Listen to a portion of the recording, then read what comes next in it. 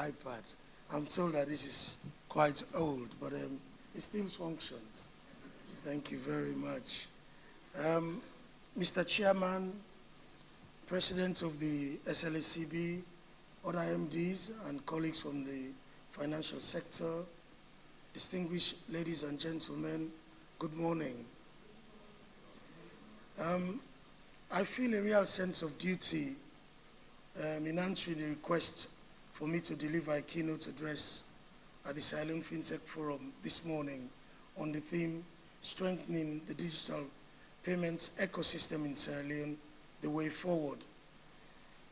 Let me also express my thanks and gratitude, profound gratitude to the organizers of this critical program, particularly Interswitch. I think it's very timely and it intersects very well with the Bank of Sierra Leone objective. The bank has led in promoting and supporting the development of digital financial services in Sierra Leone for a long time. Innovations in digital finance and building a digital economy is a central plank of our strategy for financial sector development over the next few years. Permit me to give you some background to this. We have a payment system architecture in this country that is characterized by a number of activities. But traditionally, the payment industry has been evolving rapidly, reshaping our financial system with innovation, changing our business models, and changing the way even investments are conducted.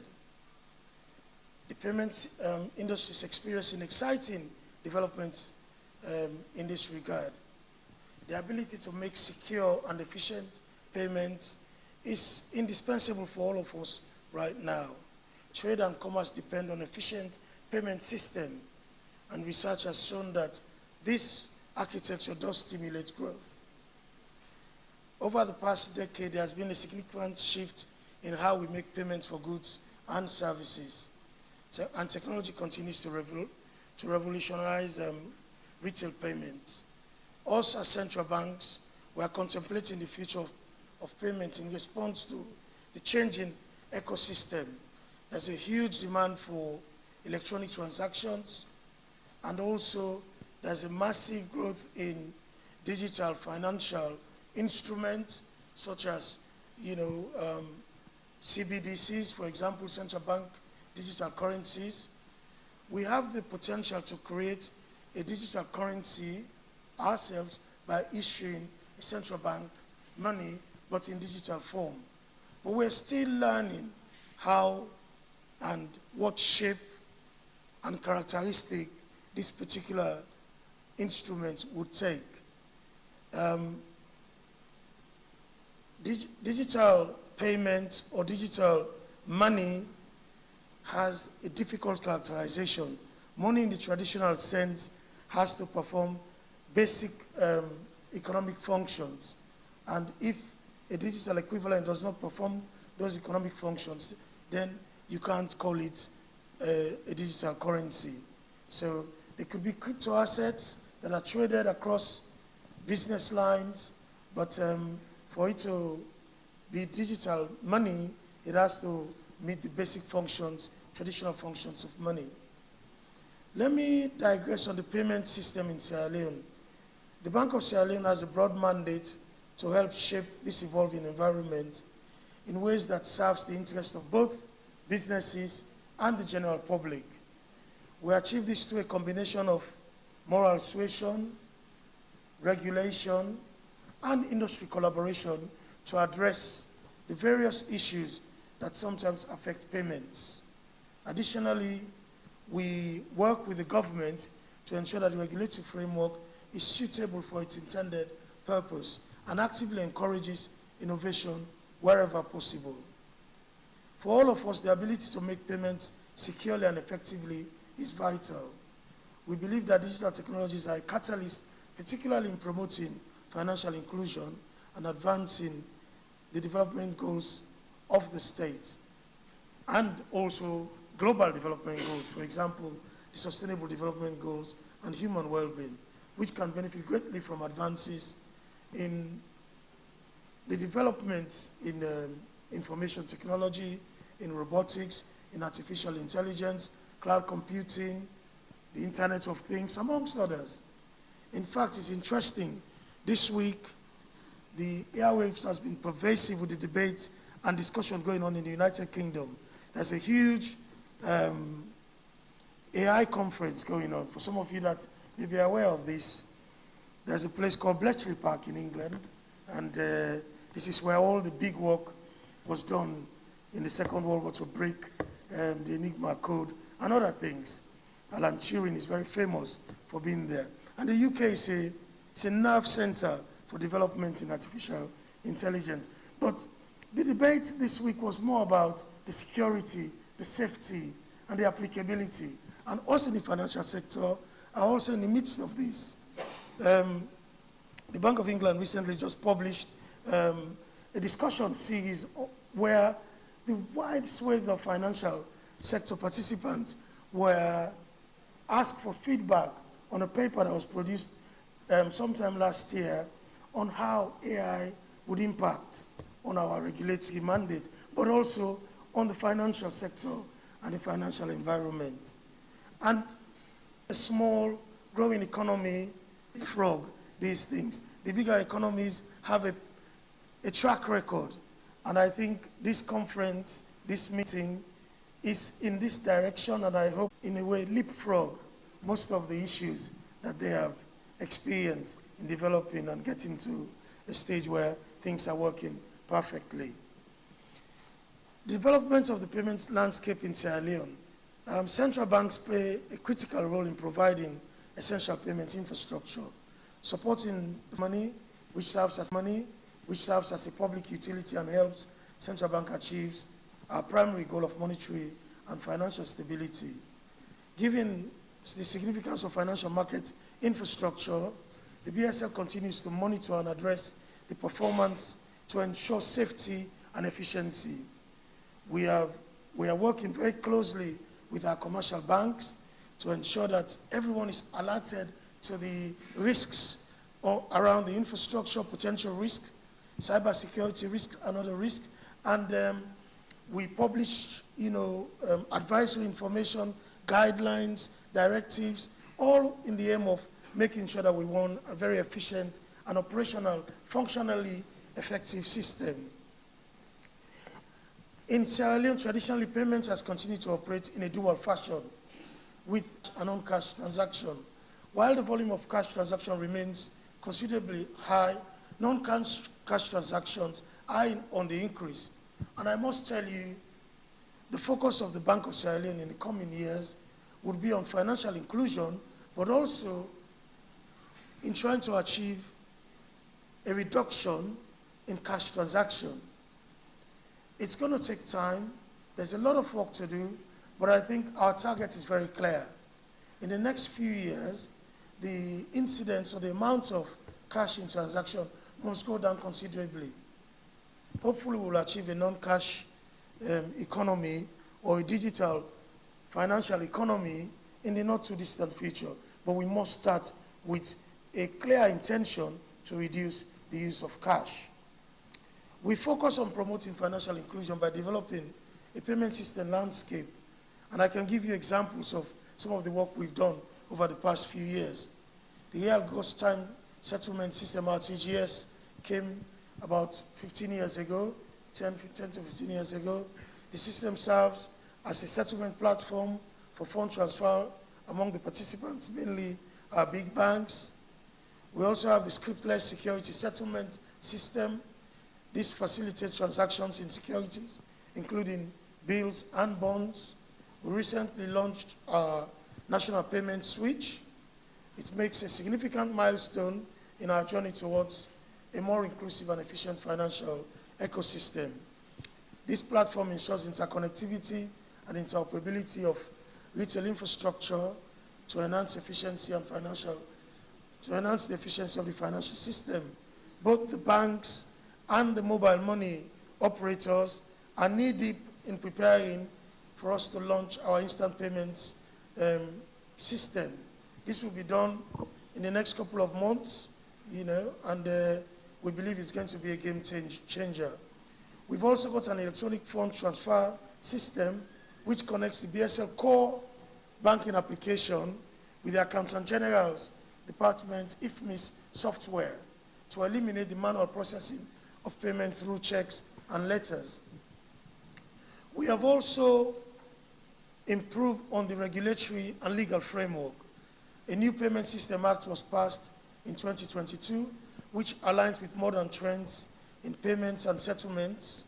The Payment System Act of 2009 was reviewed, and the new Payment System Act was enacted into law, particularly to try and bring our infrastructure, our architecture, our landscape, our environment up to speed to maintain standards. We have an automated treasury single account. This fully automates payment management of the treasury single account operations across all MDAs. We are also collaborating with the Pan-African Payments and Settlement System, PASS, on instant payment solution that would interconnect national payment system in the sub-region to support regional trade. And we're encouraging our banks. We're working with Afrexim, West African Institute for Monetary Integration, Monetary and Financial Integration, WAMI in Ghana, and others to ensure that the PAPs work very well. And I encourage the bank strongly to participate in this. The bank is also working very closely with government to ensure that our regulatory regime is suitable. You need to have a dynamic regulatory environment. You need to be a listening regulator to adapt, and be very agile and nimble in many respects to make sure that your system remains functional. We have promulgated and issued a range of guidelines and regulations to support the system. This includes our mobile money guidelines, guidelines for e-money and e-money issuers, the National Payments Act, as I mentioned earlier. Additionally, the Sierra Leone Regulatory Sandbox and the Sierra Leone Fintech challenges that we've historically been well respected for. And this is a very important point. Over 5-6 years ago, we were the first in this region to develop a Fintech challenge and a regulatory sandbox. And this has been name-checked by the United Nations, the IMF, and others. And we're incredibly proud about this. And this event is indeed a culmination of that. And I'm sure some of the participants in those challenges are here, and some of the participants in our sandbox program are here as well. We are very keen in supporting innovation. We're very keen in promoting noteworthy developments in our ecosystem. So we have a good collaboration. I know it's not fully active as it used to be, but I encourage the members of the Sierra Leone Fintech Association to please continue and keep the flame and keep the interaction going. The trouble with the private sector is sometimes when you become successful, you tend to focus more on your business rather than on the general sort of industry collaboration. Please try to reinvigorate the Fintech Association. I think it's very important. You worked very well a few years ago. We do a lot of coordination. We have a digital financial services technical working group, and we will continue to bring all of the players together. But you, the private sector, need to be meeting, all the time, not just to do deals, but also to promote best practices and develop. All of these are happening in the midst of numerous challenges that we have as an ecosystem. We have problems with connectivity sometimes. People take their cards to an ATM, the transaction is processed, the card comes out, and then you are stuck somewhere in the chain. We have a consumer protection unit at the bank. We get complaints. We work with you. Let us invest more in trying to improve on connectivity. Second, we need to invest in upgrading our systems. our core banking application, all the ancillary services around the application. The central bank is spending millions right now to upgrade our core banking application because we want to make sure that we are fully ready for ultimate interoperability with the entire system. And I encourage all of you to do that. Power is always a challenge. You invest in alternative power, the national grid is there, but let us work with our bootstraps to try to reduce incidents of outages so that our customers get uninterrupted services. There's also sometimes delays by some financial institutions in participating in some of these innovations. I had a pre-event interaction with some of my colleague MDs, and I've been pushing, please, let's try and come on board on the testing. All what is remaining, I hope some of the board members are here. Let us accelerate our participation so we can all have a joined up position and the system would benefit. There are also capacity constraints. Even us, the central bank, do have this. We're headhunting, we're finding the right experts. Let us go outside our comfort zone. Let us go in the sub-region. There are countries that have done very well. Let us try and get some expertise to come in and help build capacity. And Interswitch and others that operate here, it's not just the business. You can do knowledge transfer. You can work with the banks to help build their capacity because you have technical experts working for you. It's not every time that issues will arise, your experts have to fly in or do remote access and try to fix problems. I have had some excruciating discussion with some of my colleagues, and I'm told MD SLCB is smiling. President SLACB is very reflective. But we have had interaction where I'm told India is not woken up yet. As soon as India wakes up, problem will be solved. Fine, but let us build capacity internally as well. I think that would help. Sometimes there are regulatory barriers, and we are working continuously, endlessly, to try to resolve any regulatory confusion. We will be the first to raise our hands if we think something is not working. Bring it to our attention. If there are any lack of clarity in our laws or regulation, we are prepared to go back to Parliament to try to resolve these issues. There are also demand-side barriers or issues. Changing customer behavior from physical cash to digital money remains a challenge. We need to increase our outreach. There is enough liquidity out there that we can bring into the formal sector. We can digitize.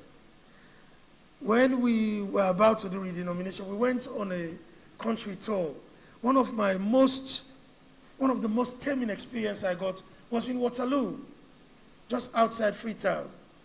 And I was hopping from shop to shop, and I was asking questions, interacting with people. And the impression or the feedback I tended to get was, I'd rather keep my money and do peer-to-peer financial transaction than go to the bank. A great deal go to the bank because some of you that have branches there, you know the amount of liquidity that you process. But it's occurred to me then that there could be even 10 times more pulling in of those resources to the formal sector. So I throw this challenge back to you so that we can, reduce those demand-side issues, build trust in the financial sector, make our system more accessible. USSD, we're working with NATCA, not everybody, given the level of literacy in our country, is comfortable with all the fully smart stuff. The traditional stuff also works. And if we can leverage the two, we'll bring in more users into the system. And we will continue to work. We're doing a lot of work on financial literacy, on financial education, and we'll continue to partner with you to reduce our challenges. What is the way forward? Despite these challenges, we have witnessed significant growth in the use of digital financial services in Sierra Leone. along with the expansion of active agents across the country. This growth demonstrates the immense potential for digital finance in our nation. As we look ahead, the Bank of Sierra Leone's National Financial Inclusion Strategy for 2022-26 provides a clear roadmap to advance innovation and financial inclusion in Sierra Leone. It includes initiatives such as digital identification, digital government services, improved digital infrastructure, financial literacy development, and strengthening the Sierra Leone Fintech Tool Tech Association. The future of digital finance in Sierra Leone is about empowerment, transforming the lives of those in rural areas and the underserved communities, elevating economic well-being, and improving the quality of life for all our citizens. It is not merely about technology, though very important. It is about changing lives. We must take steps to address these issues, balancing the trade-offs between security, particularly cybersecurity, online safety through regulatory measures, and online safety through regulatory measures. We must develop a comprehensive pathway for our digital transformation journey that enhances security, respect personal privacy, I repeat, respects personal privacy, and protect critical digital infrastructure that underpin digital government and the digital economy. We are deeply grateful to our partners and supporters who have played a pivotal role in bringing us to this point, particularly our banks and other financial services players. Together, I believe, and this also includes the private sector, the broader private sector, I believe we will all continue to work tirelessly towards a future where innovation empowers all Sierra Leoneans. I thank you very much.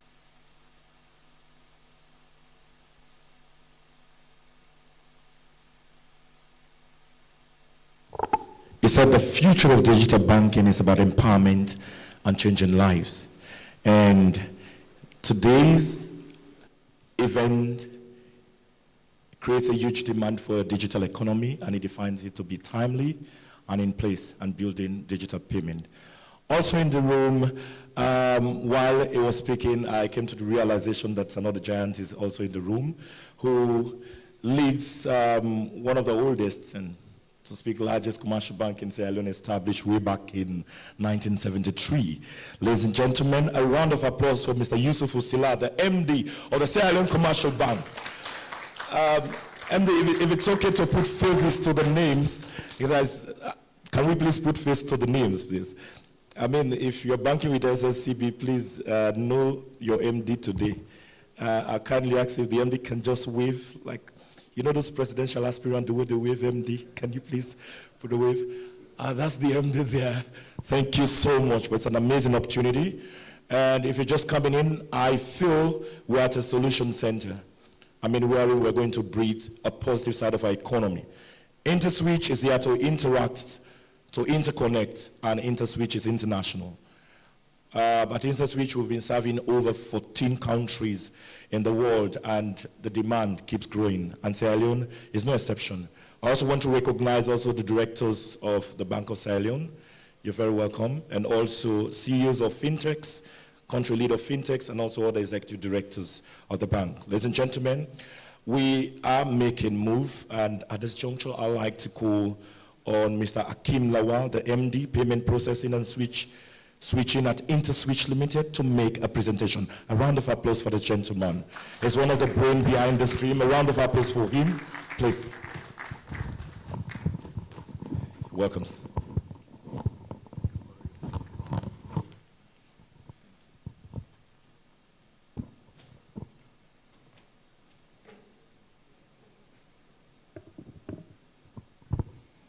Good morning, ladies and gentlemen. It's such a pleasure to be here. I was saying to the governor that I have been coming to Sierra Leone since 2009, when we first set up our first boots on the ground here, and I'm really, really excited about the great strides that the country and the payment system in the country has made. I was listening to the governor and I just really got excited for the future of the payment system here. I think it's a wonderful segue into the presentation that I'm going to be making this morning, which is looking at how do we unlock the future of digital payments in Sierra Leone. But before I start, I really must say thank you very much to the governor of the Bank of Sierra Leone for honoring our invitation and for being our chief host today. Dr. Stevens, I'm really grateful for your support. Special thanks to the president of the Sierra Leone Association of Commercial Banks, Dr. Gilpin, long-term partner. We're very grateful for your support. I've had the pleasure this morning to interact with the MDs of several of the banks, many of whom are our partners and customers. We're very thankful that you're here with us this morning, and we're grateful for your support. The MDs of the fintech companies who are here, I'm very grateful for your making time out to have this conversation with us this morning. Many thanks to members of the fintech ecosystem here in Sierra Leone for making the time to discuss with us. Some of our partners who are also in the room, you're welcome. Ladies and gentlemen, you're all welcome to this Interswitch Fintech Forum.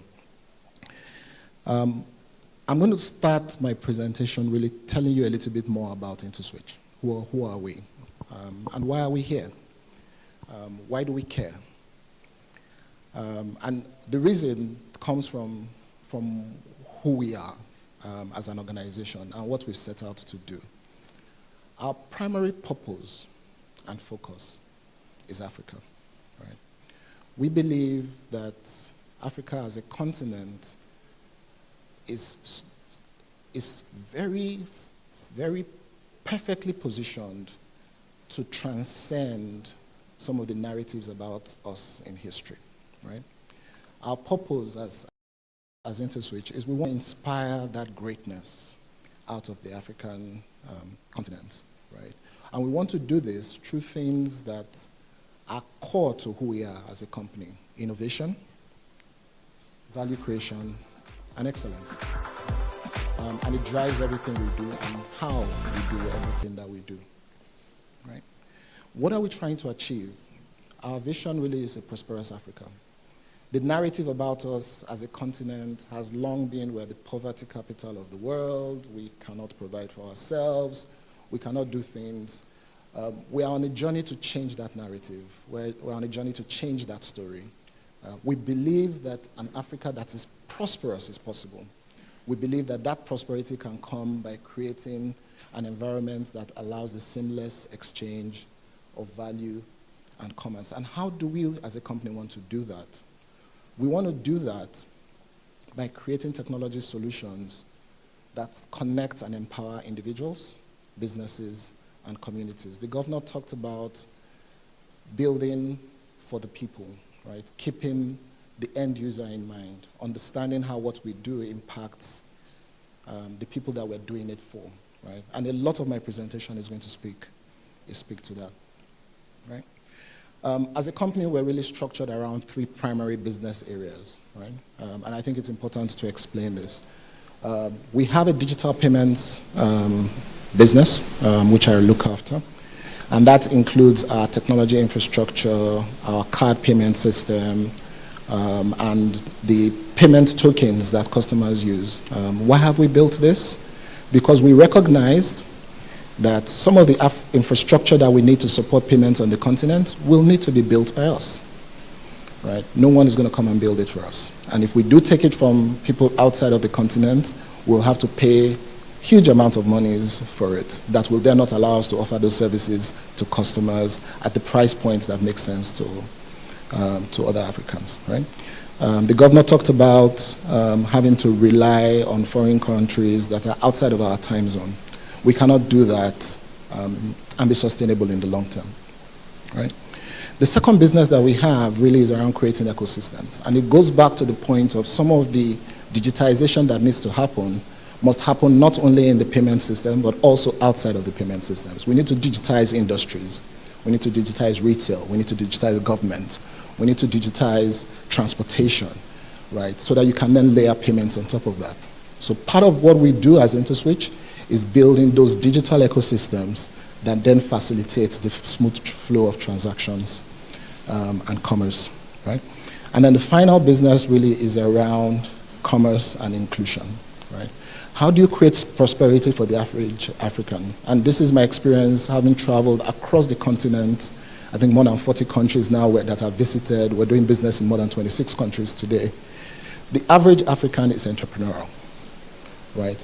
If you give them the resources, they will create business, and all we need to do is to facilitate that, right? So our digital business and our inclusion business is focused on how do we make the businesses and the individuals who want to do businesses to participate in the commercial ecosystem and prosper from doing so, right? Our journey has kind of rewarded us for this philosophy, right? We're successful because we've empowered others to be successful. From when we started as a business in early 2003 up until now, our business has been built by supporting and building the foundations on which business, commerce can thrive, right? We've built an ecosystem that does not include just us. It includes several banks. It includes more than 200 fintechs. It includes payment system providers. It includes government collaboration. It includes a whole ecosystem, right? There's the African proverb that says, it takes a village to raise a child, right? It will take all of us to build the ecosystem that we're looking for. And that's basically what's taking us to where we are as a business today. Some of the challenges that the governor talked about are real challenges, right? They are challenges that you really cannot explain to your partner who is coming from the US. They don't understand it. They can't get it, right? But those challenges are challenges in Nigeria, in Gambia, in Sierra Leone, in Kenya, in Uganda, in many of these markets, even now in Congo. These are the challenges that we're facing and solving every day because no one else is going to solve it for us. We have to solve it ourselves. And we've succeeded in solving many of these problems across the continent. If you look at Africa, I mean, there are a number of important milestones in the payments and fintech ecosystem. Africa is the rising fintech superstar of the world, right? The amount of investment, the amount of innovation, the new companies, the jobs that are being created is now hot and bubbling on our continent, right? And if you look at how that started from the late 90s in South Africa, through the first ATM transaction in 2003 in Nigeria, all the way to the introduction of biometrics transactions in some markets where we play.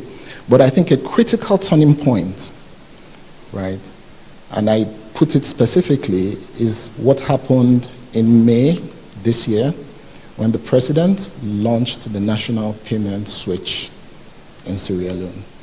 In my view, that is an important milestone because it means that now Sierra Leone has the infrastructure to support some of the successes that we're seeing everywhere else in the continent. As Interswitch, we've been in this market for many years, since 2009, like I mentioned.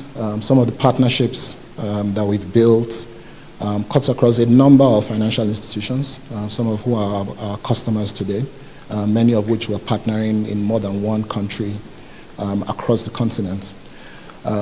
We're very grateful for the support of the Bank of Sierra Leone. We've included them as well. But we do now also have partnerships in the country, and 3 of our partners are present in the room today. Insight Technologies, Gateway Solutions, and MacTech Solutions. And part of the reason why we've done that is apart from making our presence in the country permanent, right? By setting up a local office here and building capacity locally to support our partners and our customers in the market, is we now also have these partners to provide local support and local engagement in the market.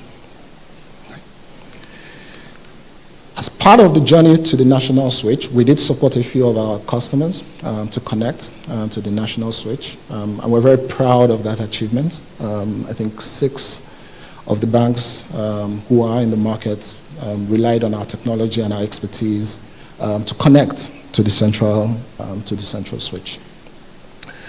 But the crux of the conversation today, at least from where I sit, is now that we have a central switch. Now what? Right? What are we going to do with it? Right? And this is an area where I think we can tap on some of the experience that we've had in many of the countries where we've played. It's not enough to have a central switch. It's not enough. We now need to layer on that infrastructure the products, the services, the infrastructure, okay, thank you.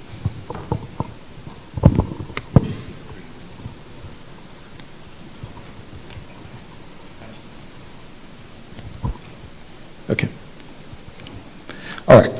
So now we need to put on top of that infrastructure the products, the services that will touch the lives of individuals, communities, businesses, government across the ecosystem, right? We will be talking about increasing the number of channels, ATMs, point of sale, mobile, internet, and so on and so forth. We'll be talking about building out agent ecosystems. We'll be talking about building transaction types, cash withdrawals, balance inquiries, instant payments. We'll be talking about building products, digital processing, third-party processing, card issuing, right? Transfers, financial inclusion, merchant acquiring. We'll be talking about doing card transactions, mobile money transactions, and instant payment transactions from USSD, right? These are some of the things that we'll be talking about now that the infrastructure is in place. And my belief is that the people who are going to do that are the people who are sitting in this room, which is the reason why we set up this forum today. The Fintech Forum is an opportunity to bring the best of the banking industry, the best of the fintech industry, the regulator and the industry stakeholders together to answer this question. Now that the switch infrastructure is in place, what's next? I'll use the next slide to speak to how we see the future playing out, right? And I'm going to talk about it from each of the consumer segments that we think will need to be impacted by what it is that we're building. And I'll start with consumers. The average consumer on the street should now be able to get access to an affordable card to do transactions on any channel, right? Today, banks are afraid or unwilling to issue cards to all their customers. Why? It's too expensive to do so. The costs are high. They're paid in foreign currencies. Can we begin to issue them locally processed, locally issued, locally priced cards so that you can reach every single customer, right? Can we make it possible for fintechs to participate in that issuing ecosystem, right? So that they can also build products and use that to target those customers that maybe the banks cannot reach, right? Can we enable those cards to work pretty much anywhere that the customers want to go? I want to go to the corner shop, I can pay. I want to buy airtime online, I can pay. I want to buy a ticket, I can do that, right? We need to do those products and services that will enable consumers to access all of the financial services that they want. One of the ones that I've seen that is probably more important is once you start creating a digital footprint of transactions, right, you can extend services like loans, right? In many of the markets where we play, banks and fintechs are issuing digital loans to customers on the back of the data that they've accumulated about those customers over time. Instant, low-value nano loans. $1, $2, $10 loans. Issued digitally, issued instantly, right? And we believe that that's now possible now that we have a switch. Then we will look at the unbanked, right? The unbanked don't have accounts. They're remote, they're far. We can't take a different approach. that extends financial services into the most remote areas. But how do you do that sustainably, right? Driving in from the airport yesterday and over the last few years I've been here, you will see the mobile money agents. You will see the money transfer agents, right? But now that we have a switch, you can have one agent provide banking services, provide mobile money services, provide transfers or money remittance agents. Right? What does that do? It allows you to create an empowerment for agents so that that can become a source of livelihood for them. Right? In Nigeria, 2 million formerly unemployed young people who have taken up agency banking as their primary source of livelihood. Right? They are earning incomes in excess of $100 a month. And that is significant if you think about it from their perspective. They are the ones that will be providing services to those remote customers who want to pay bills, pay their taxes, receive transfers from their colleagues or from their family who are in the cities or who are abroad. That's what we need to do for the unbanked, now that we have a switch. Then we look at small businesses. There's so many small businesses who, today they can only service those who are within their area. I can only provide goods and services to those in my neighborhood, right? I have this excellent product or service that I'm offering, but I can only deliver it to the people in my community. Now that we have a switch, we can take their businesses and put it online, right? We have products. Some of the fintechs here have products, right? That can build shop fronts, storefronts. Take your products that you've manufactured in your community and put it online so that customers from anywhere in the country or even abroad can buy those products. And you can basically expand your business. What about for government, right? Now that we have a switch, there is the possibility of digitizing government collections from the beginning to the end, right? One of the best examples I have is the Federal Inland Revenue Service out of Nigeria, but it's something we've also done in Kenya, in Uganda, in Gambia, and so many other places, where you can digitize collection of government taxes all the way from rural areas to the biggest or largest corporate, right? Digitizing those collections so that at any given instant, the government can know who paid, how much they paid, what they paid for, and where's their money, and move that into their accounts. We can create digital payment cards that are linked to identity, right, to promote the financial inclusion agenda, right? We can build out an infrastructure that can allow governments to pay salaries, to pay vendors from any account into any account or wallet anywhere within the country. What about those merchants? Obviously, they can go online. They can receive a single point of sale device that can accept cards from any bank in any scheme, including mobile money, right? The technology to do that exists. The people to do that are in this room, right? But probably more important than that is that those foreign merchants who have been unable to do business in Sierra Leone, Netflix, Google, YouTube, right? We can bring those into the market so that the average Sierra Leonean can deal with those without having to go and look for a foreign currency card to be able to participate. And then finally, what about corporates? Large corporates, right? They want to find out where their collections is. We can do that. They want to pay their vendors, their suppliers' salaries. Now we can do that. They don't have to consolidate their accounts into one bank to be able to do that. They can pay from any bank into any bank and deliver value. What about cross-border payments? Now that we have a switch, we can connect Sierra Leone to the rest of the continent, right? Customers from Sierra Leone can take a card issued by a Sierra Leonean bank and go to Ghana and do transactions. What is most exciting for me is that we don't need to settle that in any foreign currency, right? With the infrastructure that we've built, we can settle directly between Sierra Leonean leones and Ghana cedis without settling in any foreign bank or in any foreign currency. This village requires all of us, right? I think we need the banks, we need the Bank of Sierra Leone, We need the mobile money operators, we need the fintechs, we need the government to make this ecosystem happen.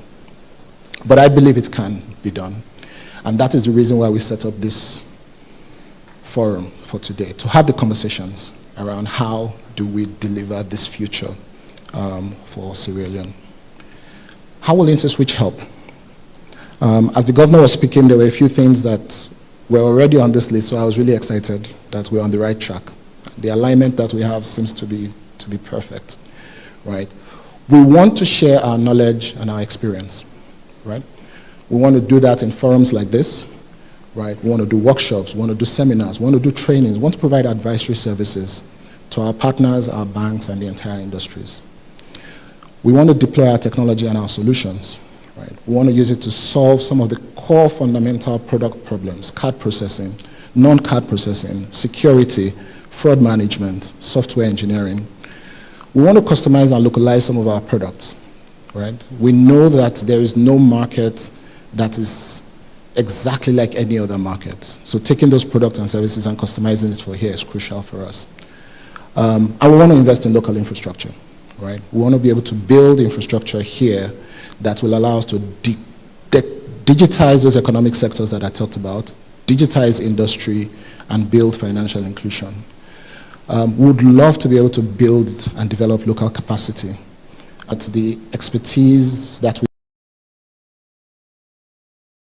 in this market, right? And we will be working with our partners and our banks to develop local capacity and talent. And if we do all this, we believe that we can inspire and empower the individuals, businesses, and communities in Sierra Leone to prosper. Thank you very much.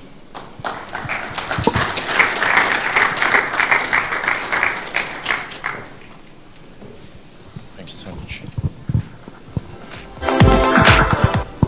A round of applause again.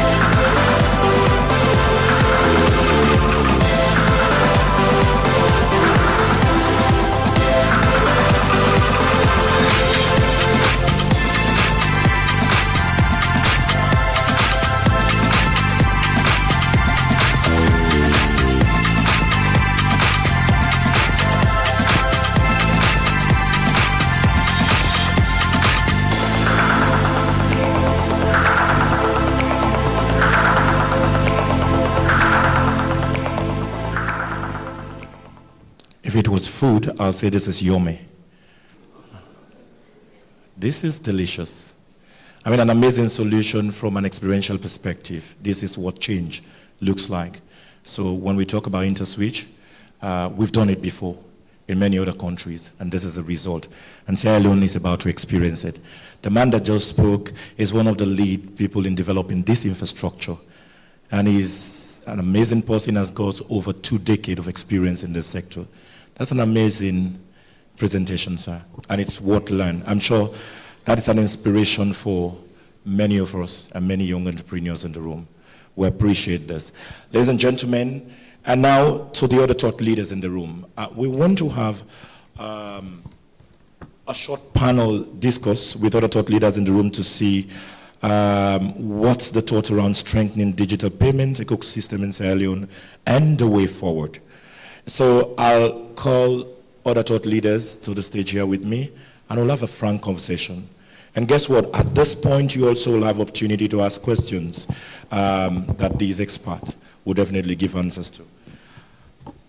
I'll just give a brief introduction on the expert, and then we will get them on the stage. So first on the stage, I'll want to invite is an experienced agile technical pre-sales years of existential experience in the financial technology sector. Ladies and gentlemen, make a round of applause for Olubumi Aina. Put your hands together from Interswitch POP. Put your hands together for him.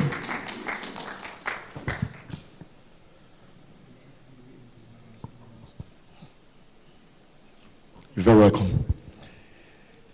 So also in the room we'll call also is a fine gentleman, a seasoned sales business development expert with over a decade experience in building new market and creating values. His career in technology industry has led him to work with different segments of the businesses and ranging from hardware, software, connectivity, and fintech, supporting growth and expansion. He started his career with MWeb in Nigeria as a subsidiary of a multi-choice group and as a sales consultant. This person holds a bachelor's degree in tech, agric economics and extension degree from the Federal University of Technology, Owerri, business process management from CWG, and is currently the partner manager in Interswitch overseeing business growth, relationship with partners in the region. Make a round of applause for Chidi Ndudu Opara. Put your hands together for him. Put your hands together for him. Well, if you don't, I'll allow you to sit by me. I mean, I'm used to you a bit. All right.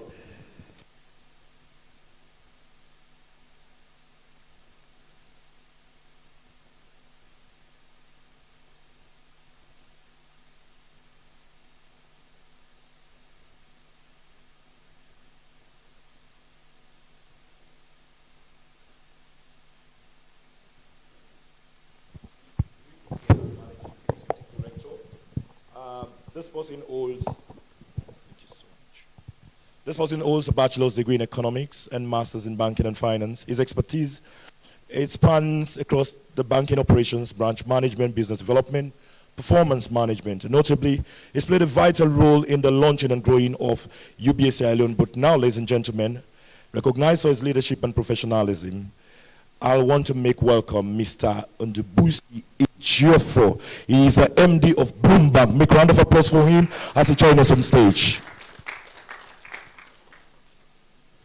You're very welcome, sir. And also with us, we have another expert in the room, and he's a seasoned banker with close to 2 decades working experience in Sierra Leone and the banking industry, and until his appointment as acting managing director and chief operating officer of the UBA Bank, he was a bank executive director for business development. He's passionate about banking and has a strong drive to create an impact in the business and financial arena. Ladies and gentlemen, this person has several accolades, and he was most recently named amongst the 100 most outstanding executives in Sierra Leone by the Sierra Ovation Award. He holds a bachelor's degree in history and politics and also a master's degree in business administration and marketing. Make welcome Mr. Mohammed Samura. He is the MD CEO of UBA Bank. Okay. And also, I have the honor again to call up here on stage the MD and CEO of the First Bank, Leone. He holds an MBA from Alliance Manchester Business Schools, University of Manchester, and a fellow of the Institute of Chartered Accountants of Nigeria, Chartered Institute of Taxation in Nigeria, a trained and experienced corporate and commercial banker with over 25 years experience. Wow. Which cut across corporate banking, commercial banking, investment, operation, Stanbic, apologies. It's no other person. Mr. Udemy Udo is the MD CEO of First Bank, Sierra Leone. Make a round of applause for him as he joins us on the panel. And also, wow, such a profile. I'm inviting another thought leader to join me on stage who he's worked in many banks in Sierra Leone. So in 2004, he joined the Guarantee Trust Bank PLC and had the responsibility of creating and developing the bank's maritime business, a role he displayed over time with several years using technology and the backbone of product development. And eventually, he made the banking industry leader in the marine sector. He was later appointed managing director of the Guarantee Trust Bank in 2011, where he was responsible for corporate governance of the bank and also formulating business expansion strategies that hinges on technology and to capture business that cuts across Africa and Europe. He was appointed managing director of Guarantee Trust Bank in January 2018, a position which he held today. Ladies and gentlemen, he's a chartered accountant. He holds his first degree from the University of Ibadan in Nigeria in 1991, also an associate member of the Institute of Chartered Shipbrokers in the UK, and he's attended various leadership program and leadership courses. Make a round of applause for Mr. Adebiyi, the MD CEO of Guarantee Trust Bank, Sierra Leone. Welcome. Well, normally in the leadership sector, that platform, we normally call those appointed to lead last. Not because they are the least, but because leaders tend to serve orders. I call him an household name. I'm going to invite on stage and they will get the conversation going. A man who is also a well-known name in the industry, and just today I learned that he's a president. Wow. In his own right in the commercial bank sector. Ladies and gentlemen, this man has worked tirelessly and is the CEO of the Roca Commercial Bank, a leading commercial bank in Sierra Leone, and is a seasoned and intentionally recognized finance expert with over 3 decades of expertise. I need a mic over to the side. You've got another mic there. Okay, good.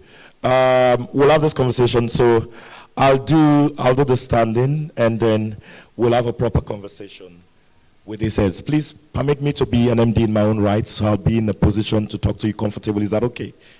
Mr. Governor, can you MD me for this point? You can give a definition to my MD. MD, somebody said MD. I'm asking for, Dr. Stevens, can you MD me for this purpose? And I'll just leave it here while going. I see he's consulting the other directors. Okay, well, we'll make way with the conversation. We're going to run this conversation for 60 minutes, and we are going to see how best we can examine where we are with regards to digital payment ecosystem in Sierra Leone and what's the way forward in this conversation. But I want to throw a first talking point, like 2 minutes run to all of us from the commercial bank sector, generally. What are the key essential in strengthening the digital payment ecosystem in Sierra Leone? I'll come to Dr. Gilpin last because he's the president, and when he speaks, normally they said it's closed. Anybody can take the mic first. Fintech, we hold on for the commercial bank giants to get us going on this. Anybody is free to start, please. Good afternoon, everybody. It's exciting to be here today discussing about unlocking the future of digital payment system in Sierra Leone. It's been a long journey. I've also been around Sierra Leone since 2008. So I know the journey has not been easy, but we have made progress. But basically, we have moved from challenges to now in the business proper. So I will start from the challenges so that as we make progress, we also know the areas that you should be focusing on. The first challenge has been that for you to deploy digital solution successfully, you need a very stable network. A very stable network because of the amount of data transmission. But sadly, connectivity has been a challenge in Sierra Leone. However, we are happy to see development to migration in 4G and support systems that we make this possible and a reality, and enhance customer experience. Because when customers are doing transactions and you are promoting a digital platform and you get timed out and transactions get reversed and so many frustration, you see that customer will prefer to go to the normal traditional way of doing business. So the first challenge that we must overcome is to ensure that we improve on the network. And the second challenge has been hinted by Interswitch. Because we've not started something, it has always been difficult for fintechs and support companies to be in Sierra Leone. So you see many people deploying solutions and then using remote location to support those platforms, which is not ideal. But now Interswitch has also leading from the front, promised and confirmed that they are presently on ground, so that we have a less reference to remote location transaction. And then because for me, I'm always excited about digital solution, because the rate of banking penetration in Sierra Leone has been very low, principally because banks have relied on the traditional channels of reaching out to their customers. But recent development has shown that we need to look at the other ways of doing it. You know, in my second coming to Sierra Leone, I was mildly surprised to see that the telcos are leading the front. They are leading the front. But there's still a gap that the banks need to fill, because central bank is always comfortable supporting a bank-led initiative in digital deployment. So the bank are in a better position to lead. However, fintechs must support, because they are not competition. They are just part of the business. They are part of the ecosystem. So that's the way we see the partnership. So we are moving from, let's say, the previous challenges to solving the solution now, to solving the problem. And customers are excited, because financial inclusion, I know, is one of the passion of current Bank of Sierra Leone. How do we move banking to the remote locations where we actually need to get the unbanked into the banking system, so that the transmission mechanism of their policies will be more effective? So those are the questions and discussion and conversation that we'd like to take on this. Thank you. All right, thank you. Let's hear from one of MDs, please. Yes, please.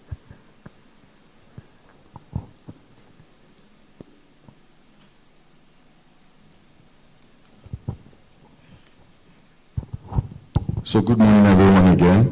Good morning, Mr. Governor. Good morning, colleagues. I'm also excited about this forum. And I think, in addition to what the MD of Bloomberg has said, most of you might not know in this room, I'm most excited because it's not just the Bank of Sierra Leone that is excited about this, but we have a governor that is tech savvy, that will lead the pace in ensuring that this particular objective of financial inclusion and digitization is achieved. So other things I think that will boost the digital ecosystem in Sierra Leone is speaking purely as an operator. Sometimes I go out with my staff and I am amazed as to how many people don't even know about alternative channels. And so one of the key things we need to continue to do as a body is education. Educating the people, educating them. Cash is so much ingrained in the system that people have to have a shift in how they think. And I think the first thing we need to do is education. The second thing I think I mentioned yesterday in a meeting with the governor, and I'll be frank about it. You want to make a payment using digital solution, and it costs you an arm and a leg. It's expensive. Why would I use my card or use mobile money when it costs me 3 or 5%? I would just use cash. So it goes back to, I think all of us in this room, the regulator in the charges imposed on the bank, the third-party processors on how much they charge the banks or other operators, or even the card schemes, so that at the end of the day, we're able to put out products out there that, I mean, if you look at it, you probably have bank accounts right now, unique bank accounts, maybe just 1 million across the banks. So you have a lot of the unbanked people. If they must come, it must be very affordable, because those are the people that we are targeting.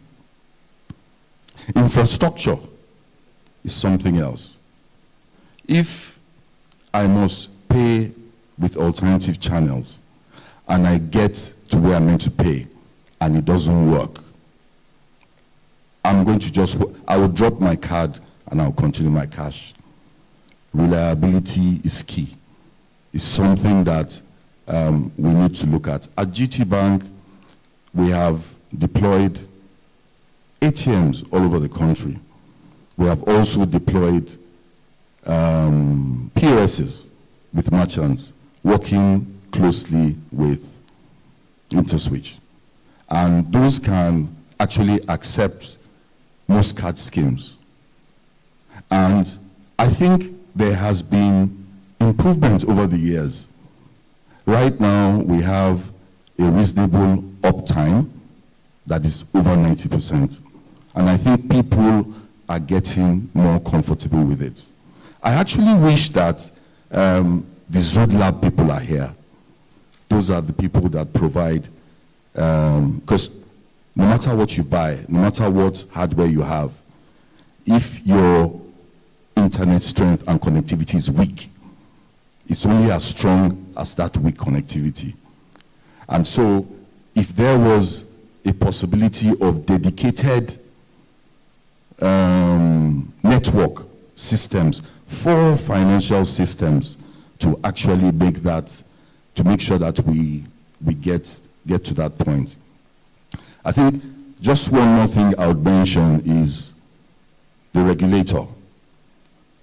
Once we have the switch up and running, and I think we need to give kudos to the regulator for the strides that they've gotten to where we are.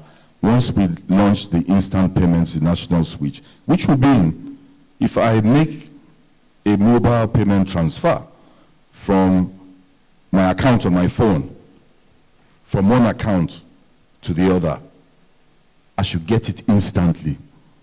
If I get it instantly, why do I need cash? Why do I need cash? Because once the switch is there, I get the instant value payment. Then I can do away with cash. But it has to be available all the time. It has to be reliable.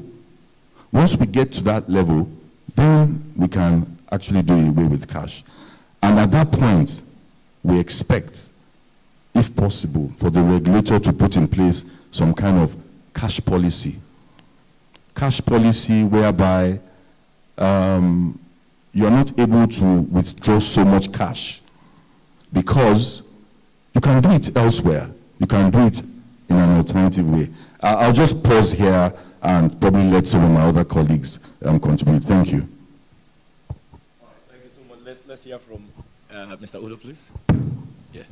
Thank you very much. My colleagues have spoken, and for me, this is a game changer in the financial ecosystem.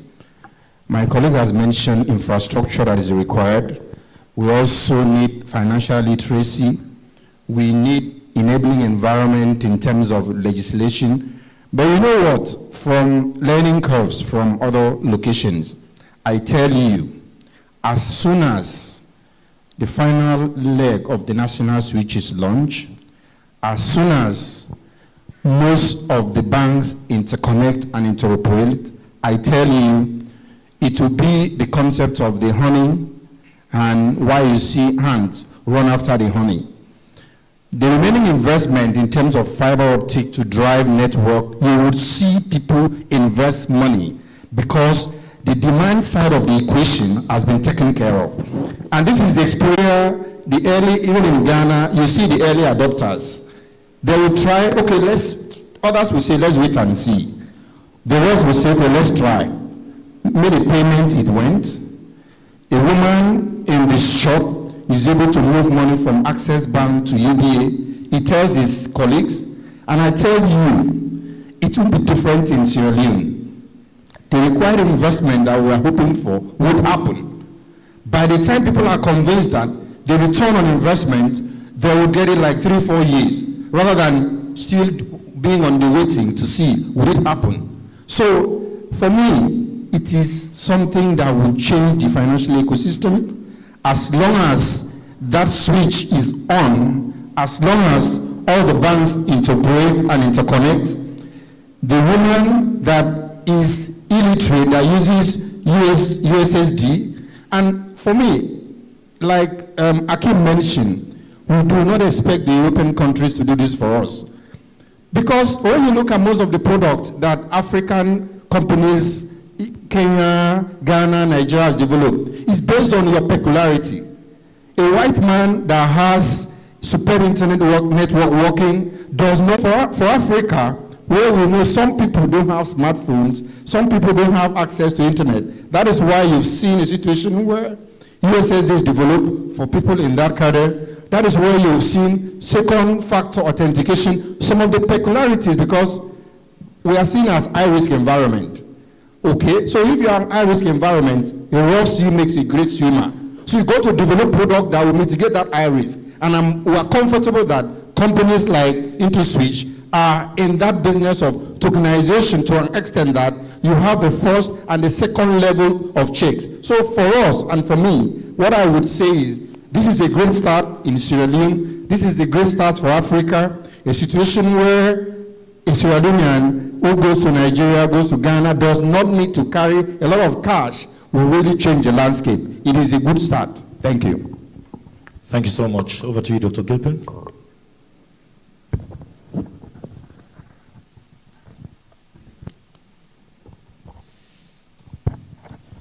All right, thank you so much, Mr. Governor, other members of the Central Bank and Interswitch, and everyone here. We're really happy to have you, and we're more than delighted for this particular experience. As it said, the early bird catches the worm. And even in the animal kingdom, you have a dog pack, and you have a lead dog, which leads the others. What's needed in Sierra Leone right now is a potential framework, all right, that what central banks are going to do to get the switch. And beyond that, you have to have an industry leader who's going to be the lead dog, and who's going to set the environment, set the pace. He's going to take the lashes, who's going to demonstrate to the rest of the community and the business environment that this can work. We're going to be able to, we need to target the young, okay, the people who actually are savvy on the phones, and the rural people who are actually doing farming and have the normal USSD phone or the normal PRSP phone or the dumb phone. All right, if we get these two specters of society, I believe we'll begin to start to move forward. Then look at the infrastructure for this. All right, what is really required is for us to set the base. You have things that are endogenous to the banks, which are exogenous to the banks. All right, we have requirement to work with the MNOs. They bring in the framework, the portal upon which we ride our systems, and therefore work with the Orange, the AfriCells, and the QCells of Sierra Leone. We also have to be able to have sound internet network, so we can look at the internet service providers, CellCabs, and others.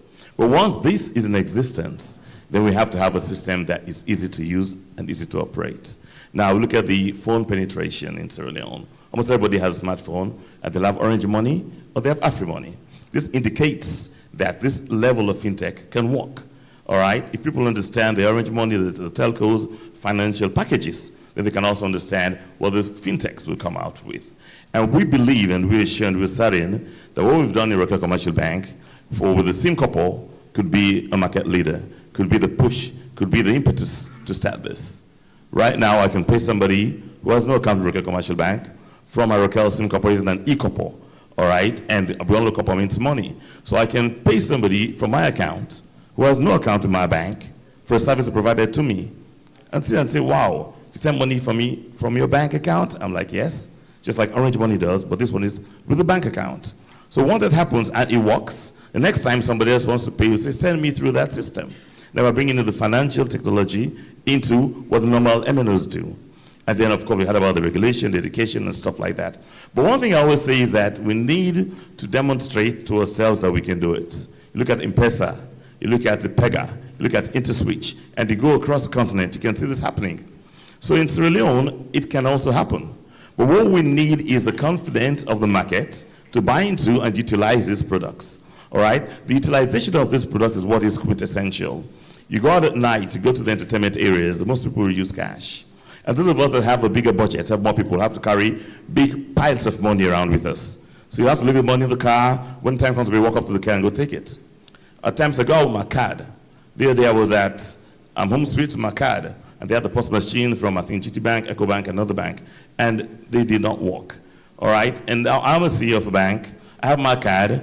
I have to go to my car and take cash.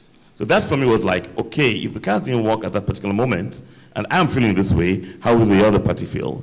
So today I was having a discussion with my colleague from GT Bank. I was like, okay, you do acquiring for MasterCard, we do Visa. Can I piggyback on your framework so we can have a stronger response of uptime and of work time for these solutions?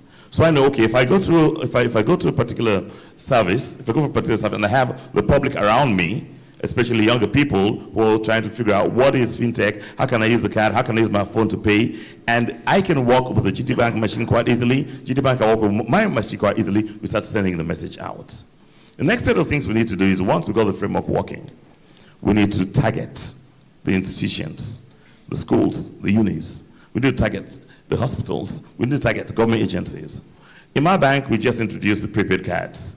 And now, I should say maybe 80% of my staff are not using cards.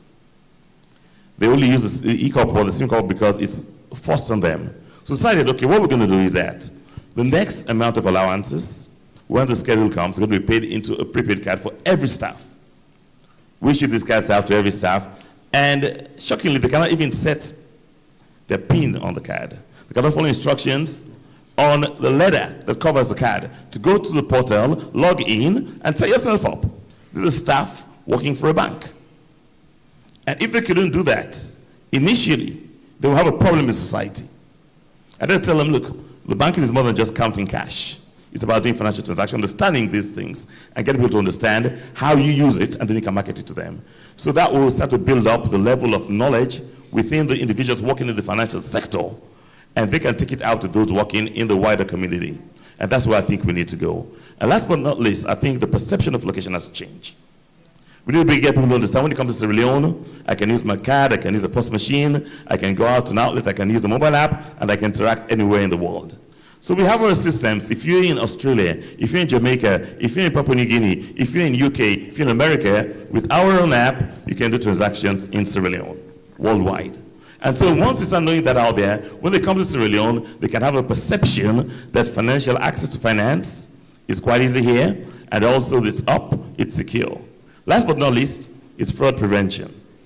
If people have their accounts being tapped into, or their money is being stolen from their wallets, and then the perception will be that, oh, if you put the money out, they'll go TIFAM, and then they will stop using it.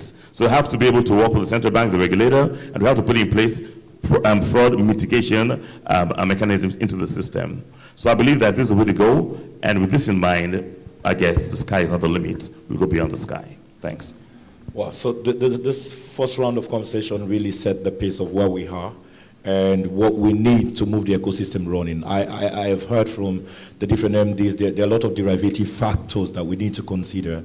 And Dr. Gilpin made mention in terms of capacity, just like Mr. Ejiofor mentioned. So there is a lot we can do. But I'll come to Interswitch. Looking at all this conversation, they talked about welcoming. How does your specifics offer fit into these needs of the Sierra Leonean community? Thank you very much. And good morning, everyone. Standing on existing protocols, you're welcome, Governor of Central Bank and the MDs. Just taking a leave of what Dr. Gilpin said last, it's generally said that necessity is the mother of all inventions. The problem statements that were stated here have solutions, existing solutions already. What is key for us is to look at local solutions and local problems and local solutions, and how we jointly, collaboratively come together to deploy the services that will resolve this problem. Infrastructure is key, and we need to ensure that infrastructure is deployed to be able to cover the capacity of the kind of transactions we're looking at, or digital payment innovation that we're looking at. But one thing with infrastructure is security. We need to be able to make sure that the populace trust the infrastructure that has been made available, for them to want to do solutions, for them to know that when they put in their card will transact and their monies will not be swept away by any fraudulent or hacker in the case of it. These are some of the things that Interswitch brings to play. I'll give you a use case. Today, when you transact abroad in the US, England, UK, anywhere, you put in your card details and you probably put in your CVV. Most times, these e-commerce transactions, you don't put in your 4-digit or 6-digit PINs. What we realized in Nigeria is over time, we needed to add an extra layer of security to ensure that in addition to all of the components you need to put for your card transactions, you put in your PIN as well. Mr. Ejiofor, the MD of Bloom mentioned, and the MD of First Bank, he mentioned 2FA. That is adding an extra layer of security for transactions you make use of using your card, where a one-time password is delivered to your phone number that belongs to you, to give you that confidence and trust to say, the solution, my transactions being done with my card is safe. I will not be impaired by any hacker. Security is key and must be made available with the help of the regulator and with the help of Interswitch and all participants here. Another thing to look at is listening to what exactly is financial inclusion. Financial inclusion involves being able to make accessible financial services to everybody, irrespective of their location. These are ways that we have come up with solutions to make sure that everybody is included and accessible to their cash. Case in point in Nigeria is revenue collections. We listened to the Federal Revenue Authority, and they had a problem over close to 20 years ago of how they could do revenue collections. It was key for us to listen to the flow of what they wanted to achieve, and we built a payment flow for revenue collections by the government, tax payments for every citizens of the country, irrespective of where they are. That was developed and made available to the Federal Revenue Collections Agency in Nigeria. These are some of the things that we know that it is key not just to bring a solution from anywhere, abroad, across Africa, but it's key to make it unique and bespoke to the country that we're talking about. While my MD Akim was speaking, it mentioned the fact that we need to listen to ourselves in Africa. We need to bring solutions that would resolve problems, because we know our problems more than the people outside of Africa. These are the ways that we also need to bring in payment collections, revenue collections, disbursement solutions that will touch everybody across the country. In any province they are in, this has to be done. So key security solutions, fraud solutions, very important, tokenization, second factor authentication, likewise revenue collections, as well as making card accessible to everybody. You can come to the branch and get your cards issued in a day. Those are the kind of places we want to get to. Let people come, make their request of a card of their choice, and they get the cards linked to their account. Dr. Gilpin talked about leveraging on bank infrastructures. That collaboration is key, where the POS terminals of Bank A can acquire the cards of Bank B, online real time. It is key that we make, and these are things that we've been able to do for more than 2 decades. That is working in other parts of Africa, Nigeria, Uganda, Kenya, as well as in DRC at the moment. So that interoperability of the cards is made available by the infrastructure that we have deployed as Interswitch, and we hope to work with BSL, with the National Switch Emergence, to making it up and doing to acquire all those kind of card schemes. Not leaving out the mobile money operators. These are the wallet providers. This also becomes interoperable and available for interoperability and switching of transactions. All the solutions are available within Interswitch and have been presented so far. And in the next course of the session, we'll have more presentation of the services and products as well. All right, taking up from the mobile operating system, let me come from an end user perspective. I think I'll go to the commercial bank MDs. The unbanked population, I don't know, from the last report I read, it's over 50%. Am I right? You are the expert in the field. And that's a massive resource in terms of data. And we're almost going to 8 million. So if you've got like over 5 million on bank, so there is need to put in domestic thinking and how we can integrate solution like Interswitch within. But my question is, how do we leverage into the mobile money and digital wallet? I agree that Dr. Gilpin has started making us understand about the Ruka SIM Corp. Let's speak to the other MDs within. How do we leverage this? I'm thinking about the knowledge level of the unbanked population, the reach. You talked about connectivity. You talked about many other challenges. How do you intend? Is this something within your thinking or strategies in the sector? Yes, please. I say Leone has opened the door. There is a political will. There is a governor who is tech savvy. So, yes, you know, the way we see it is opportunities.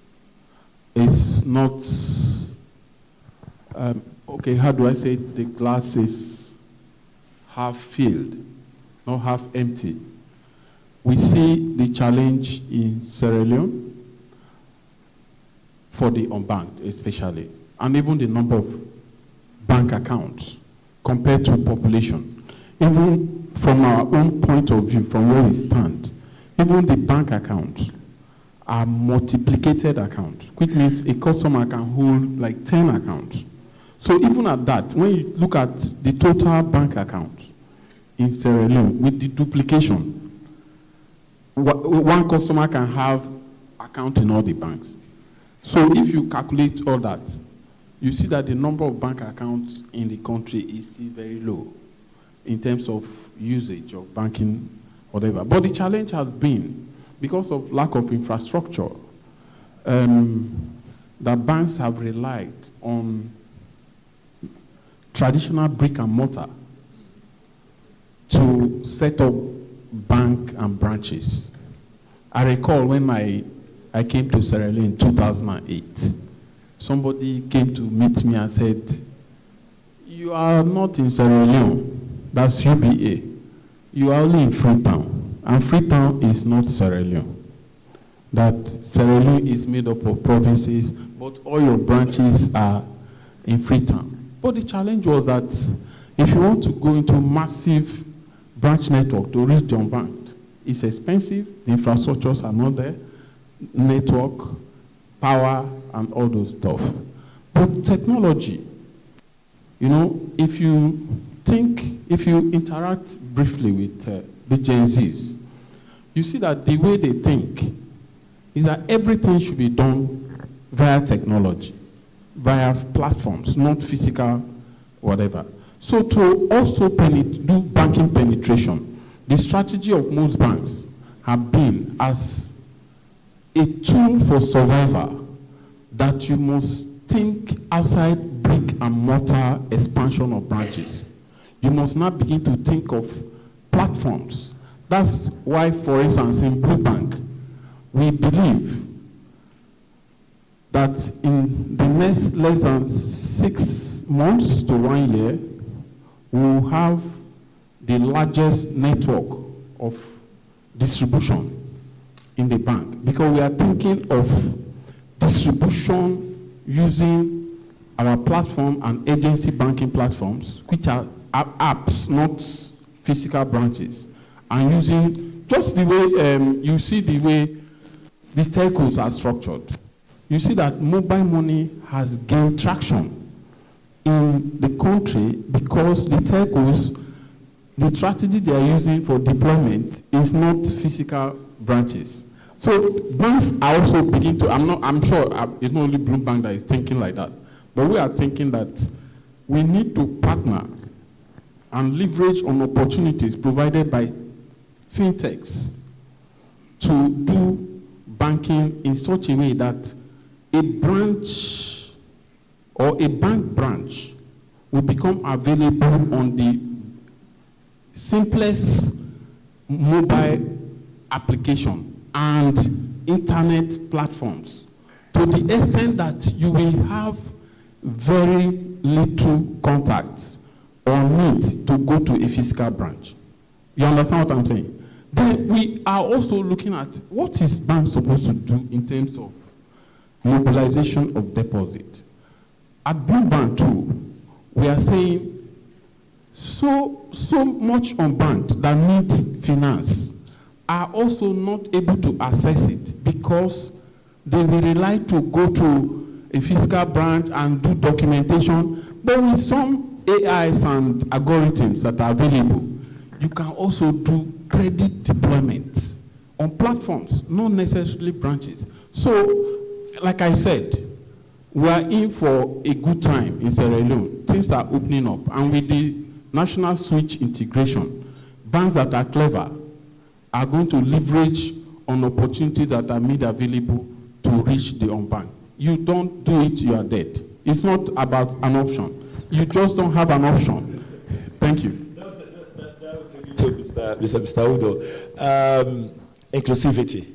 This is all what this is about. I mean, unlocking the future, reaching the unreached, the unbanked, the bottom billion. How do we get that? Thank you very much once again. So when you look at the whole concept, because even when people measure the GDP of economies, there are instances some reasonable numbers are omitted just because they are not captured in the database. What am I saying? If you look at what the telcos have done and the success they've recorded in terms of number of subscribers on things like mobile money, you realize that they even have more in terms of number of clients than a typical bank. I think Orange would be close to 2 million or more. I'm not sure of a bank that has 2 million customers yet. Okay, so when you look at this, what we do typically is to form an alliance with them, integrate with them. What that does for us and the economy is the fact that for a woman that uses a star 894 or a star 144 to buy things, draw cash from cash out points, sometimes this is not recorded in the national economy in terms of GDP. But where you have that integration and alliance between the banks, the telcos, the unbanked at Bo or Progeru, what it does is the woman will be encouraged to leave more money on the mobile wallet. And you would also see a situation where you will see saving partnership account, where the woman doesn't even need to go to the bank. Just because of having a mobile wallet with Orange or AfriCell, he or she is able to open an account with a bank. He or she may not even know that is at the back of the relationship with USSD. And what that has done is the woman will be encouraged to have that savings culture. From the wallet, she's been migrated to the bank. And because she's been migrated to the bank based on the alliance, the balances on the bank has increased. Some will now take loans, whether nano or micro loans. And these are things that hitherto were left out when computing the GDP of Sierra Leone. So you're going to see a leap both on the deposit base, you'll see a leap both on the economy, in terms of size of the economy, the number of bank citizens. Because whether you call it bank or unbank, it's just that the opportunity has not been provided for them. But because of the alliance between the telcos, the conventional banks, the fintechs, the woman that stays at Kono or Daru is able to buy things. And that's another thing we're going to see in the ecosystem, where people don't need to come to Sierra Leone to buy a smartphone or to buy a charger.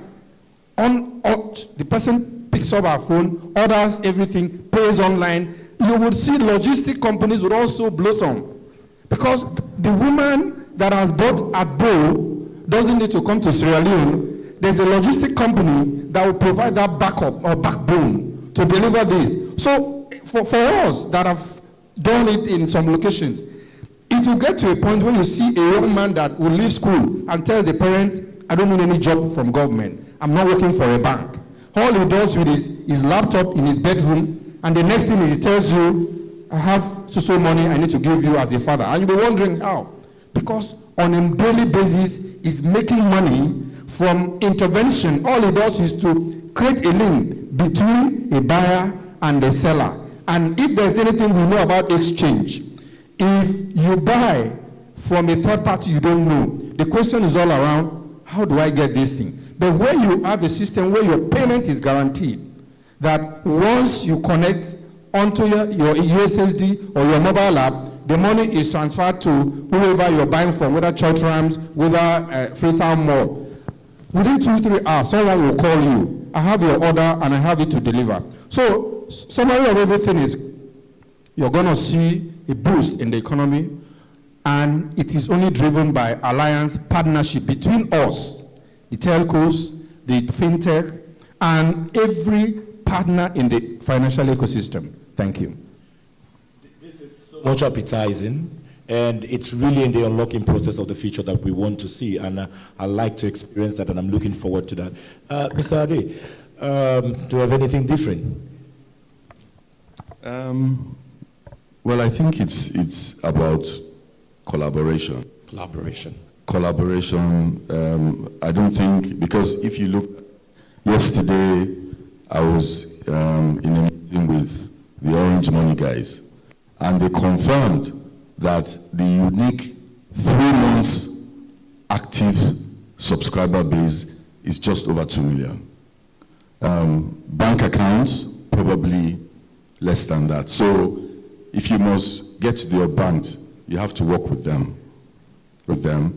But there are certain things that we had mentioned to them in terms of, if you must collaborate, they must collaborate with the banks. So there's something we call bank to wallet. So I have my wallet, but I want to move money to my bank account. So we've integrated with them. But the process is so much manual. You have to go into the bank.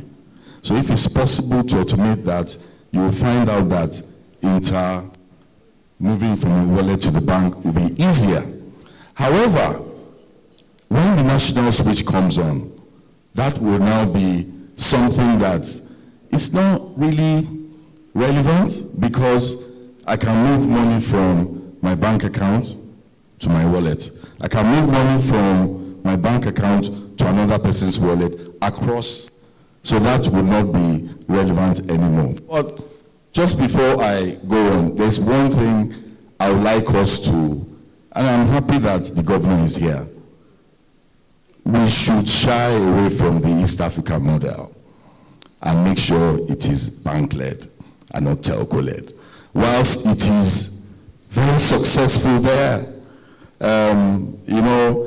in other West African countries, they make sure that it's bank-led. Let the regulator be in full control, so that we know exactly what the what the telcos can do, what the banks can do, who owns the customer.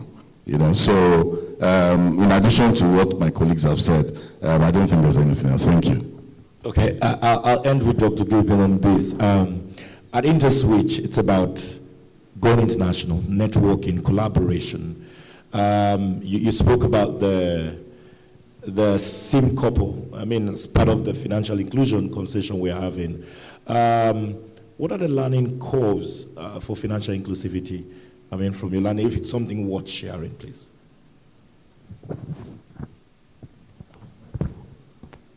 Thank you so much, Reverend. You're a man of God, so you have faith. The learning curve is about faith. Yes, exactly. Faith in the product. You know, faith in the ability for the product to be seamless. I believe one thing we've learned is that the amount of knowledge out there about the products is not where it's supposed to be. I should say it's slightly limited. So we need to have more awareness campaign. However, financial inclusion is really the utilization of the products and services that the financial sector provides. Okay? It's not only about account opening, but it's about account penetration, but utilization of the accounts. For example, you can say, okay, I have got another 500,000 customers open account. All they do at the end of the month is to withdraw the salary, go out and pay for stuff in cash in the markets. They don't get insurance from the banks, they don't get loans from the banks, they don't use the mobile applications. So that account penetration has not led to active financial inclusion. So what we want is for the public to utilize products and services. Now, I agree with my colleague here saying let the banking sector lead, because the banks are part of the financial sector. The banks make up 80% of the financial sector. And the main fallback of the financial sector is one, ROI, return on investment, and two, increase in GDP growth. Now, what we're doing by improving fintech, digitalization, financial inclusion is to improve the velocity within the economy, to trigger the multiplier effect, and also to ensure that products and services and transactions move faster, to warm up the economy. So by so doing, we then improve overall growth and development. Now, the lesson we learn is that for us to be able to get to the ultimate aim of the financial sector, which is what we're all talking about now, fintech, finance, and technology. Finance comes from the financial sector. Financial sector wants to improve GDP growth. GDP growth mainly looks at the improvement, increase in products and services in an economy. As opposed to economic development, we look at the production of services for the people. All that will go together. Now, the lesson I've learned is that for the product to be active, as I said, one, you have to have a market leader. Okay? The banking sector does not have the leverage to go into the communities as the telcos have. So we have to run on their framework, we have to run on their backbone. Okay? And that's where we have to link up with them. When we met with the telcos the other day at the central bank, we had a simple discussion as to who owns the responsibility, all right, to address the concerns of the customers. The bank or the telcos. Everybody's batting it to each other. All right? Then who has the ultimate responsibility to refund? We have push and pull with both Orange and Africell. We don't have with QCell yet. And at times, my staff will say, oh, the other company did not push it back. They don't refund back. We've done our bits. So you have that chaos and confusion. But you cannot divorce one from the other. Okay? And the two have to be juxtaposed to go together. If the bank takes the lead, then of course we're running under the ambit of the regulator. That can the regulator regulate the telco? I don't think so. You need to go to maybe SALCAB or something to do that. And then you start having the ultimate responsibility of who does what. So I think that also has to be thought through quite well. I would believe that the bank should take the lead. However, what has happened in East Africa with M-Pesa and others, with the telcos taking the lead, we also have some lessons to learn from that. Last but not least, I believe the public is ripe for this type of facility. The public needs it. Anywhere we go with SIM couple, they're like, oh, we'll not be know about this.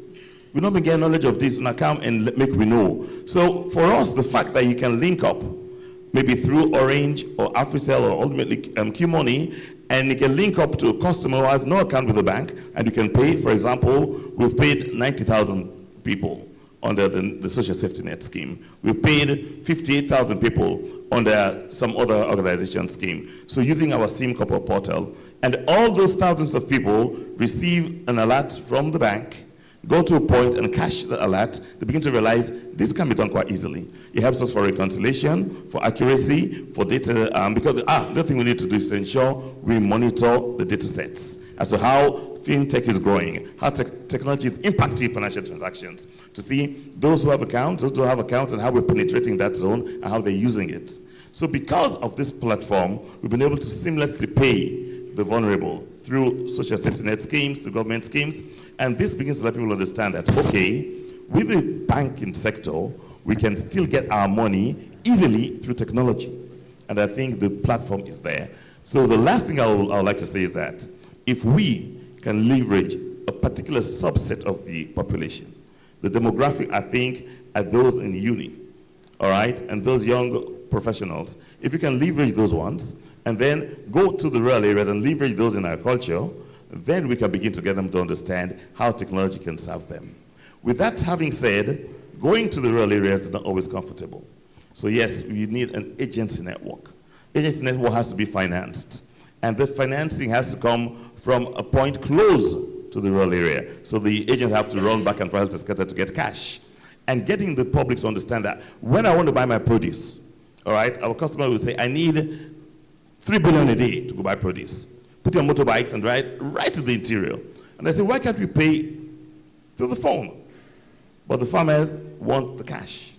They believe that they can hold a big bulk of cash, and this is the most practical thing that ever hits me, and they want to see this big bulk of cash. The sooner we can get those to understand that the 3 billion can be paid through the phone, it's still the central bank from printing money. All right, the cost of printing money, money getting mutilated, money being stolen, people being killed for money, and just use the phone. So we have to gradually chip in to that subset of society. Once we get to that point, we begin to let the wider population understand that this can be done. People will be more comfortable with that. But information flow, financial literacy campaigns, awareness campaigns, helping access to finance is the way we need to go. That's the lesson I've learned. Get people to know about this. Let it work. Let us have good interoperability, and most of all, let it be easy to use, secure, and easily accessible. Thank you. Thank you, Dr. Gilpin. That's a word learning, but we're happy to be here today. It's Interswitch Fintech Forum, the first one ever. Collaboration, capacity building. I think I've learned from what you did in other countries. You did a lot of capacity building for young people, tech support, and a whole lot of it, yeah? But we want to wrap this up. How is Interswitch collaborating with local finance institutions? This is from a learning curve as well, from what you've done in 14 plus countries, to promote the adoption of digital payment and success stories. Is there anything to share? Chidi. Okay. All right, thank you very much. So for us at Interswitch, right, we actually build on a network of partners wherever we find ourselves. We'll build into those areas where we find collaboration. Okay. So I just want to build on the fact that we need stable internet. Internet is where all this developments or advancements lie on, and we need to start looking at it, allowing people to understand that this needs to happen, and also the fact that when you look at the rural farmer, if he tries a service today and it doesn't work, he's not going to come back to it, right? You need to give him that comfort that this works, and you need partners who can get this language in there the way they understand it. I was at the radio station yesterday, and we were supposed to do a program, and we were going to take those program from here, but they needed someone that would speak the local language. So you need people that needs to communicate those developments in local languages that they will understand, you know, and drive home those points for Interswitch. Interswitch has actually leveraged relationship with partners, people who are local in the markets that we find ourselves, to drive our services and products, right? I just want to drive home one of the points that the governor said about capacity building. If, for instance, you have a problem, I think he was referring to the MD of SLCB, and they have to get India to be up or get fly engineers to come in. So just taking a cue from what you've said, one of the things we've done in GT Bank, recently, we've done like a tech academy online. So what that does, we brought in about 25 young people from university, and they went through our tech academy, which ended 2 weeks ago. They were online continuously for about 2 months.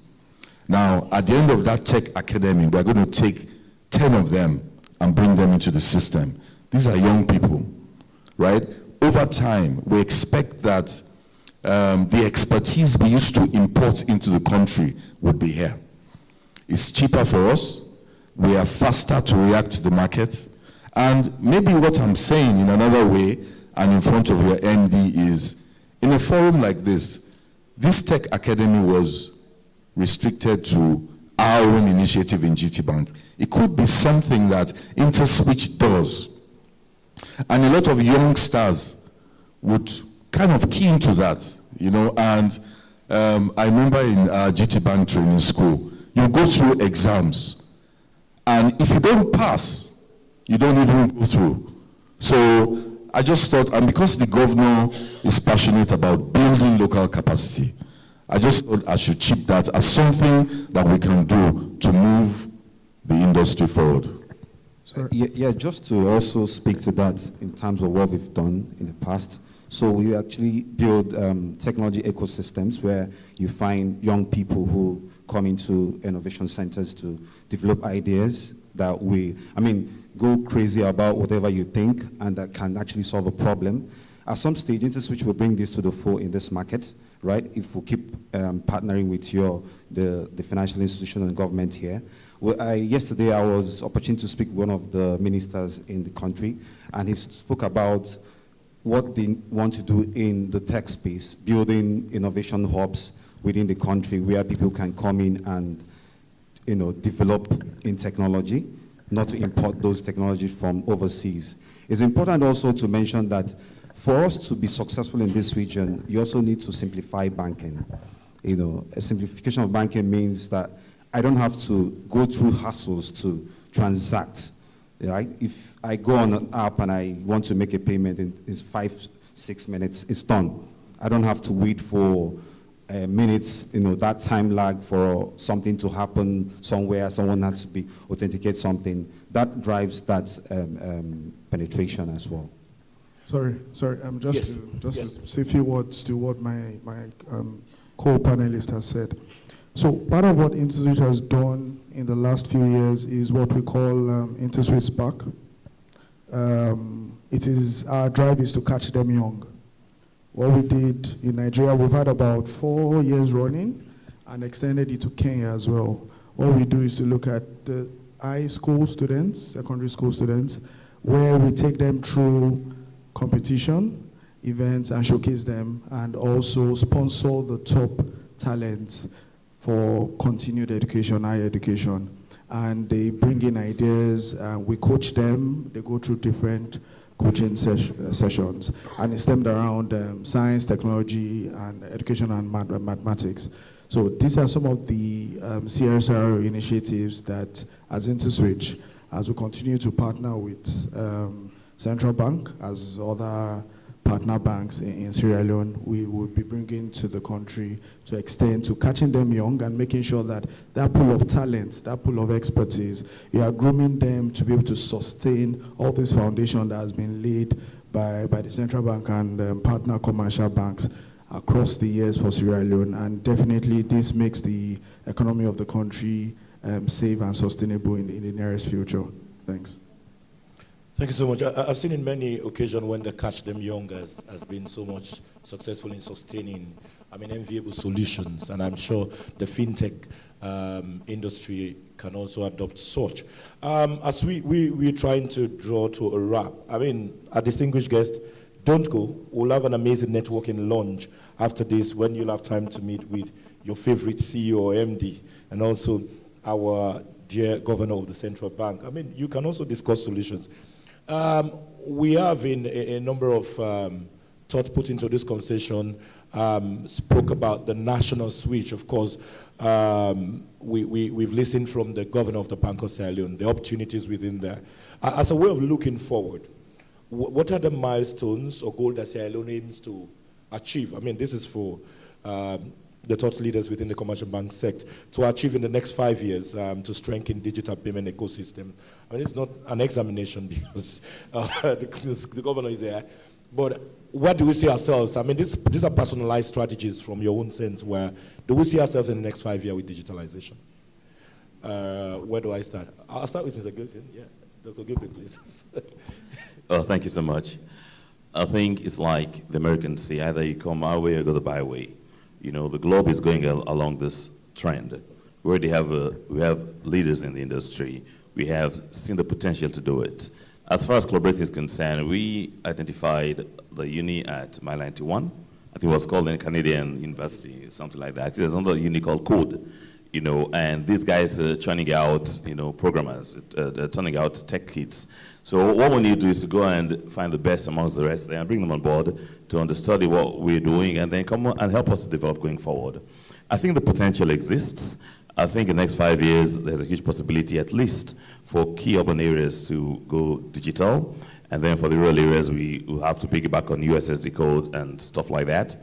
And I also believe that the more we can create the perception that Sierra Leone is a location where anybody comes in has easy access to finance, you know, the more we get people demanding these services, and the more we can give the services. Yes, we're rolling out ATMs all over the place.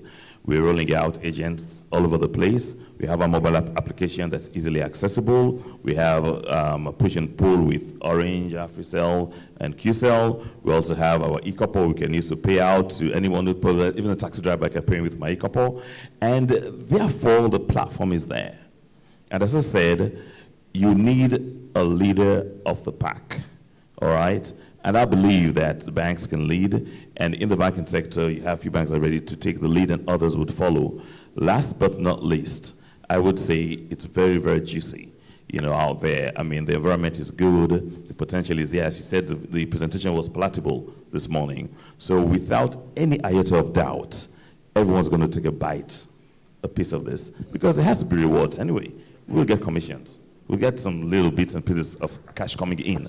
The public will have a service that they can utilize quite easily. I go out at night, I don't have a big pack of money, they can't beat me for money.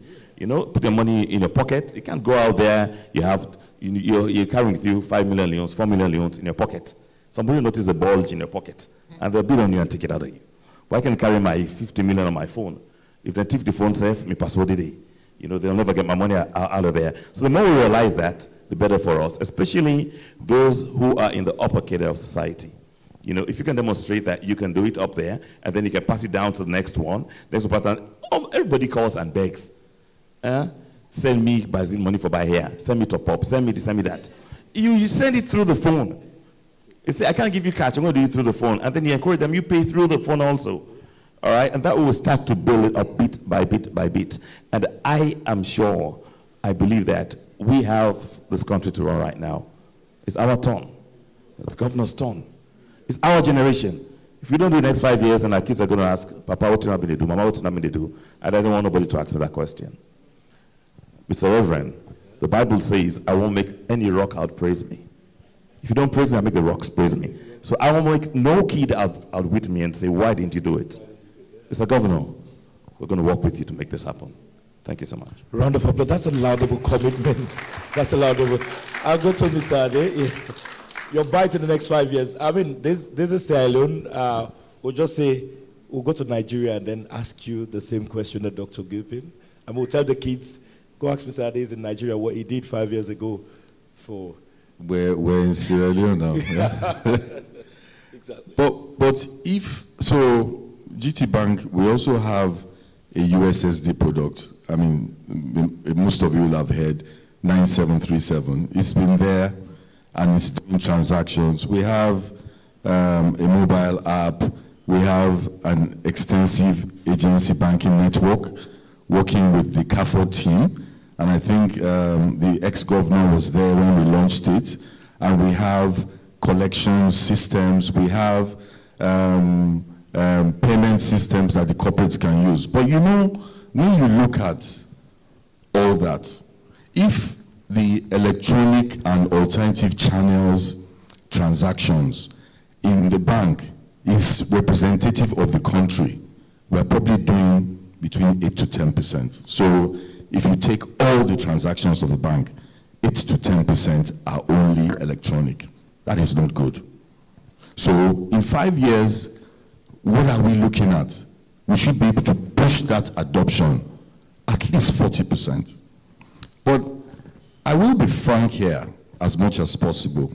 You see, one thing, I think Dr. Gilpin mentioned, one thing about how people will gain confidence is how reliable the platform is. I know that if I go, I use it, it will work. I think that is the bottom line. And there are many parts to it. Our third-party processors, the switch, and I think we should open up our minds. We're starting a journey. I think I would always give kudos to the governor and his team. They've done extremely well. What Ejiofor was saying, he's been here since 2008. They did it within, I've only been here for 5 years. They did it within the last 1 year. I think that is worthy of commendation. But what next? And I think we need to start to look at models. So we always want to look at jurisdictions that have done it before. Sometimes there is no point in inventing the wheel because the problems you see and the challenges you see would always have the same solution. So as we move to the next phase, I think we should have an open mind. Take, for instance, a country that is even smaller than us, Gambia. You go there, and I think there were a case study during one of our meetings. The QR codes work, the switch is working. But how does it work? They took the view that certain things need to be outsourced. Let us face our area of core competence and let the experts also do what they need to do. The switch is arranged in such a way that it's part of the regulator, but it's also in partnership with the switch operator. And they've had tremendous uptime. And because I know that if I go out and I don't need cash, then I would always be confident because it always works. I think it's something we need to focus on. And if that is the case, I think we probably will achieve in the next 5 years more than a 40% adoption. Thank you. Thank you so much. Over to Mr. Ejiofor, please.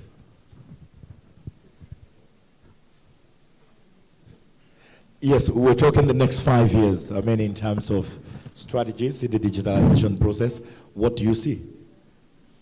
Yeah, in terms of milestones, in the next 5 years, with full deployment of the switch, for instance, the card and the instant payment, and the interoperability of all the banks being able to, I see more transaction being done not through cash, that the payment system improving. I also see the people of Sierra Leone being convinced that this is a better way of doing things. For instance, if I go to Nigeria now, for instance, even in the market, I can buy something from the market, and I don't need to pay cash to the market woman. He has an account. I just give me your account number, and I will credit his account, no matter how little it is. You will receive the instant payment immediately. And therefore, people, like here, there are so many laws around issuing check, the number of times you used to take to clear, and then why you have a means of just paying the person and settling the transaction, and then there's also availability of cash out point, like in the next 5 years, when this integration is fully done, and the push and pull with the telcos, and it's working, you will see that the need for people to carry cash will be reduced, and then it will save central bank a lot of money reprinting money. Again, I also see reduction in cost of banking. You know, central bank always call banks to meeting, you know, the governor. We say, how do you reduce cost of banking to Sierra Leoneans? You understand?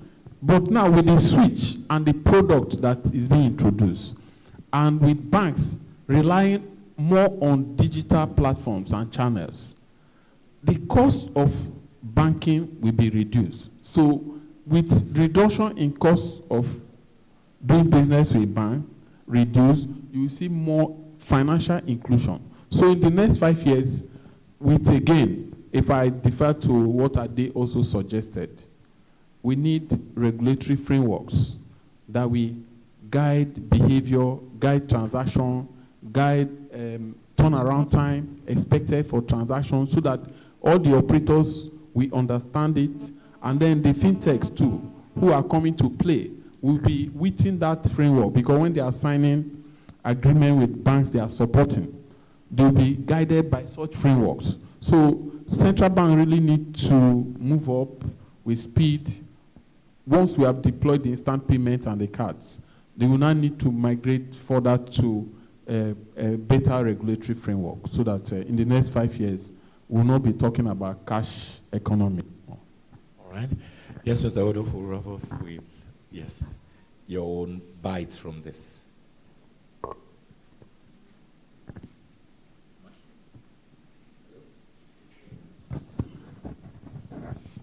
Thank you very much once again. You charge me. You like debiting people. So, I think from now for the next 5 years, we would see what one can say. You know, when you're moving from an uncharted territory to a charted territory, so you would see an alignment from all participants. What am I saying? I read a book where a housewife told the husband that they want to go shopping, and that he would rather prefer the husband come with card instead of cash.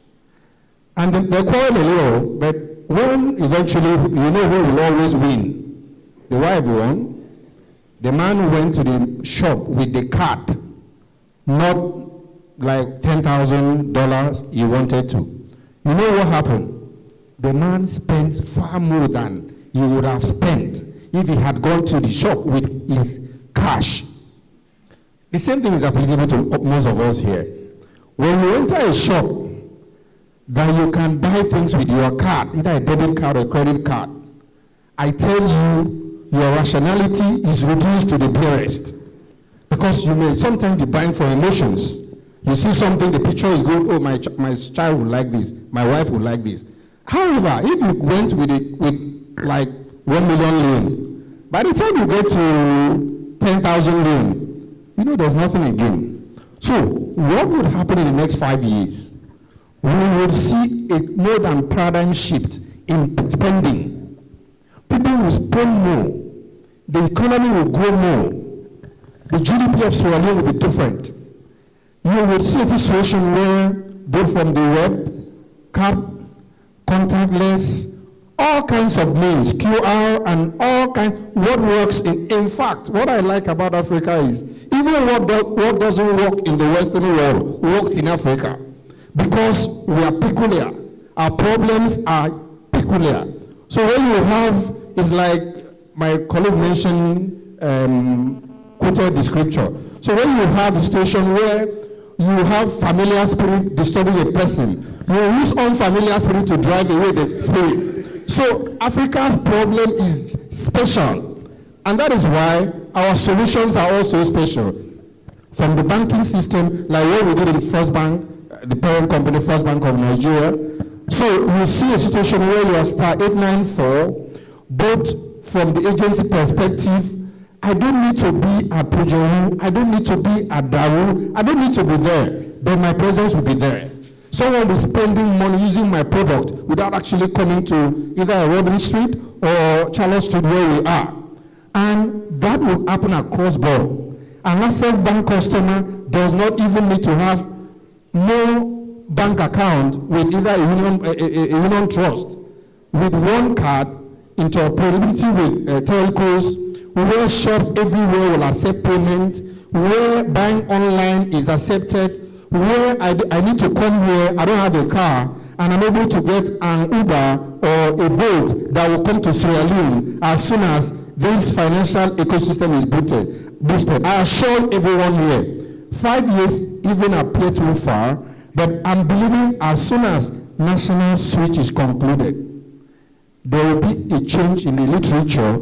I think people that write a research in financial system of Sierra Leone will have a lot of work to do because there will be a paradigm shift from the known to the unknown. Thank you. Thank you so much. I mean, this is awakening. A round of applause.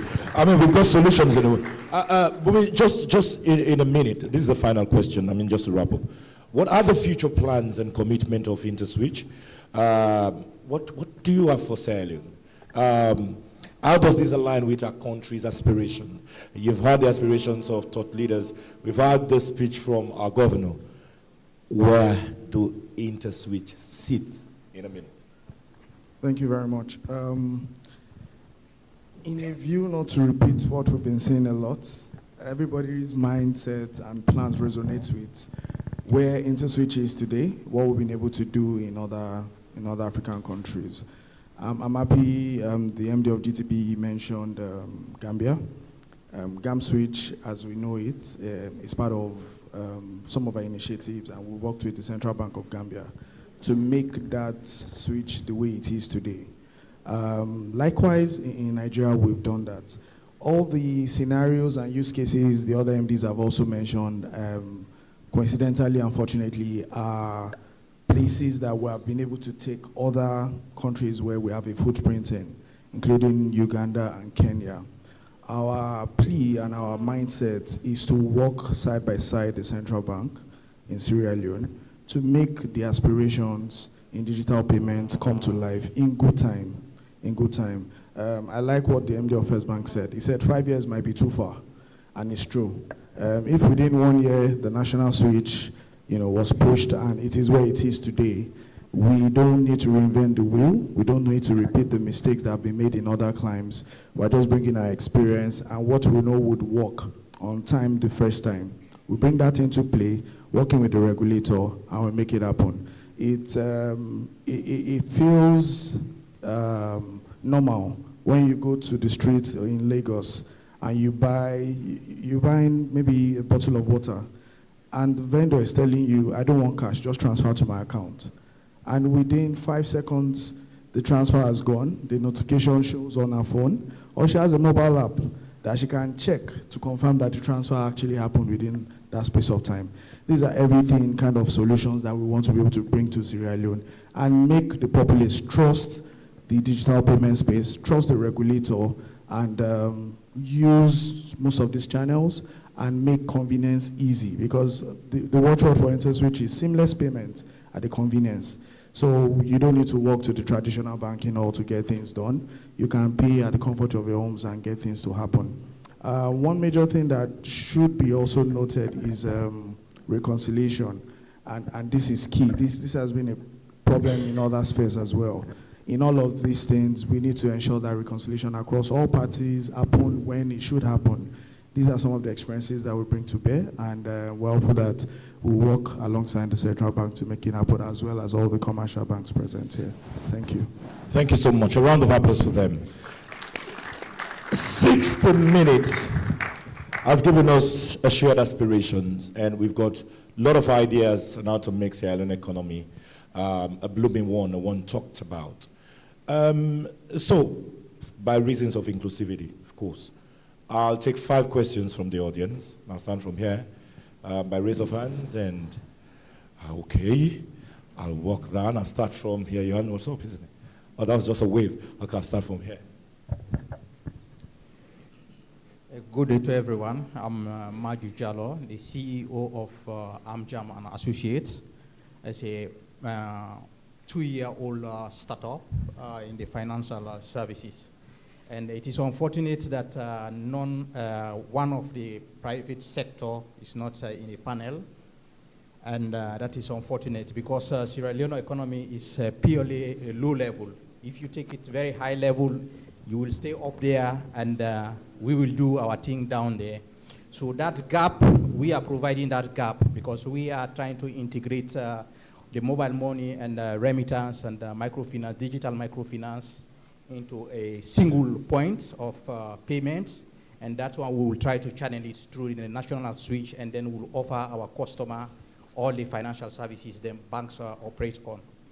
But now my question is to Interswitch, what are the strategic partnership or collaboration with private sector that is available so that we cannot see you people as a threat to our business, but as a potential partnership?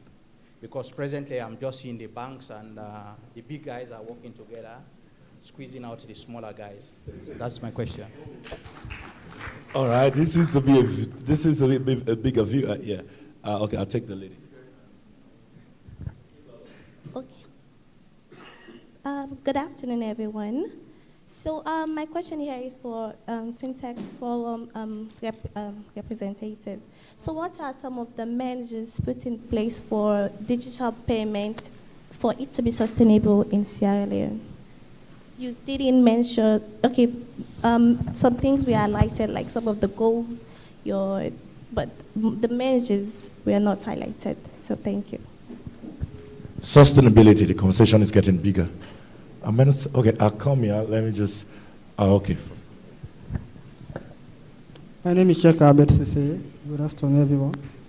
I just want to ask, what are some of the opportunities that are available for the Gen Z, the young guys, especially people that are just graduating, if there is any apprenticeship programs that is available for, because one of them mentioned that you need to catch them young. So if there is any apprenticeship program that is available to train these people to be very inclusive in this fintech platforms, in these fintech programs, so that they can also leverage the opportunities, because Mr. Gilpin just made a mention of, I'm a student from Canadian University. Then there was a time when he went there to give a talk and also get some students that are involved in this fintech or coding programs. So I just want to know what are some of the opportunities available for us with the young graduates. All right, I'll take a lady and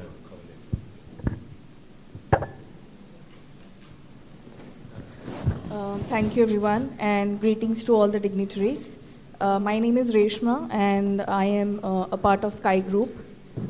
We are a technology and management.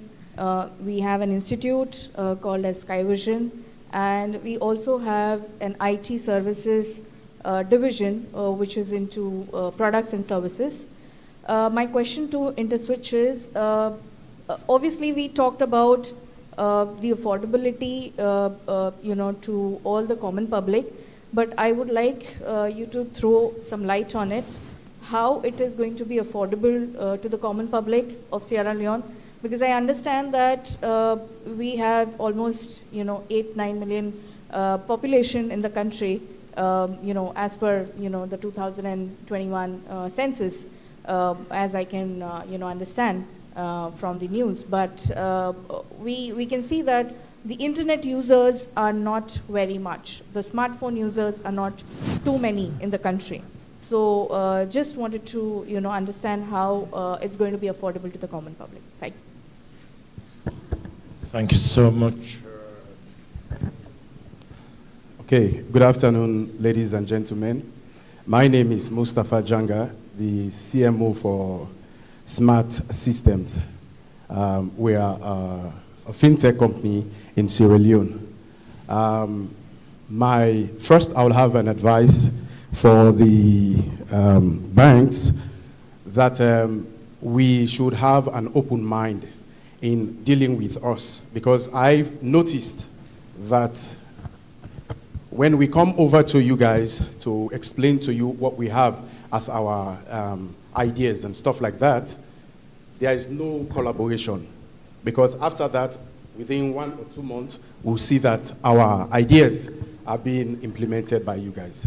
So the genuineness of the financial institutions should be established, that if I come to you with my idea and I said, let's partner, I'm not here as a competition. I'm here as an enabler. I want to enable you reach where you can't reach. So I think that genuineness should be established when we're doing business transactions. And now my question here is, the bricks and mortar should be fading away.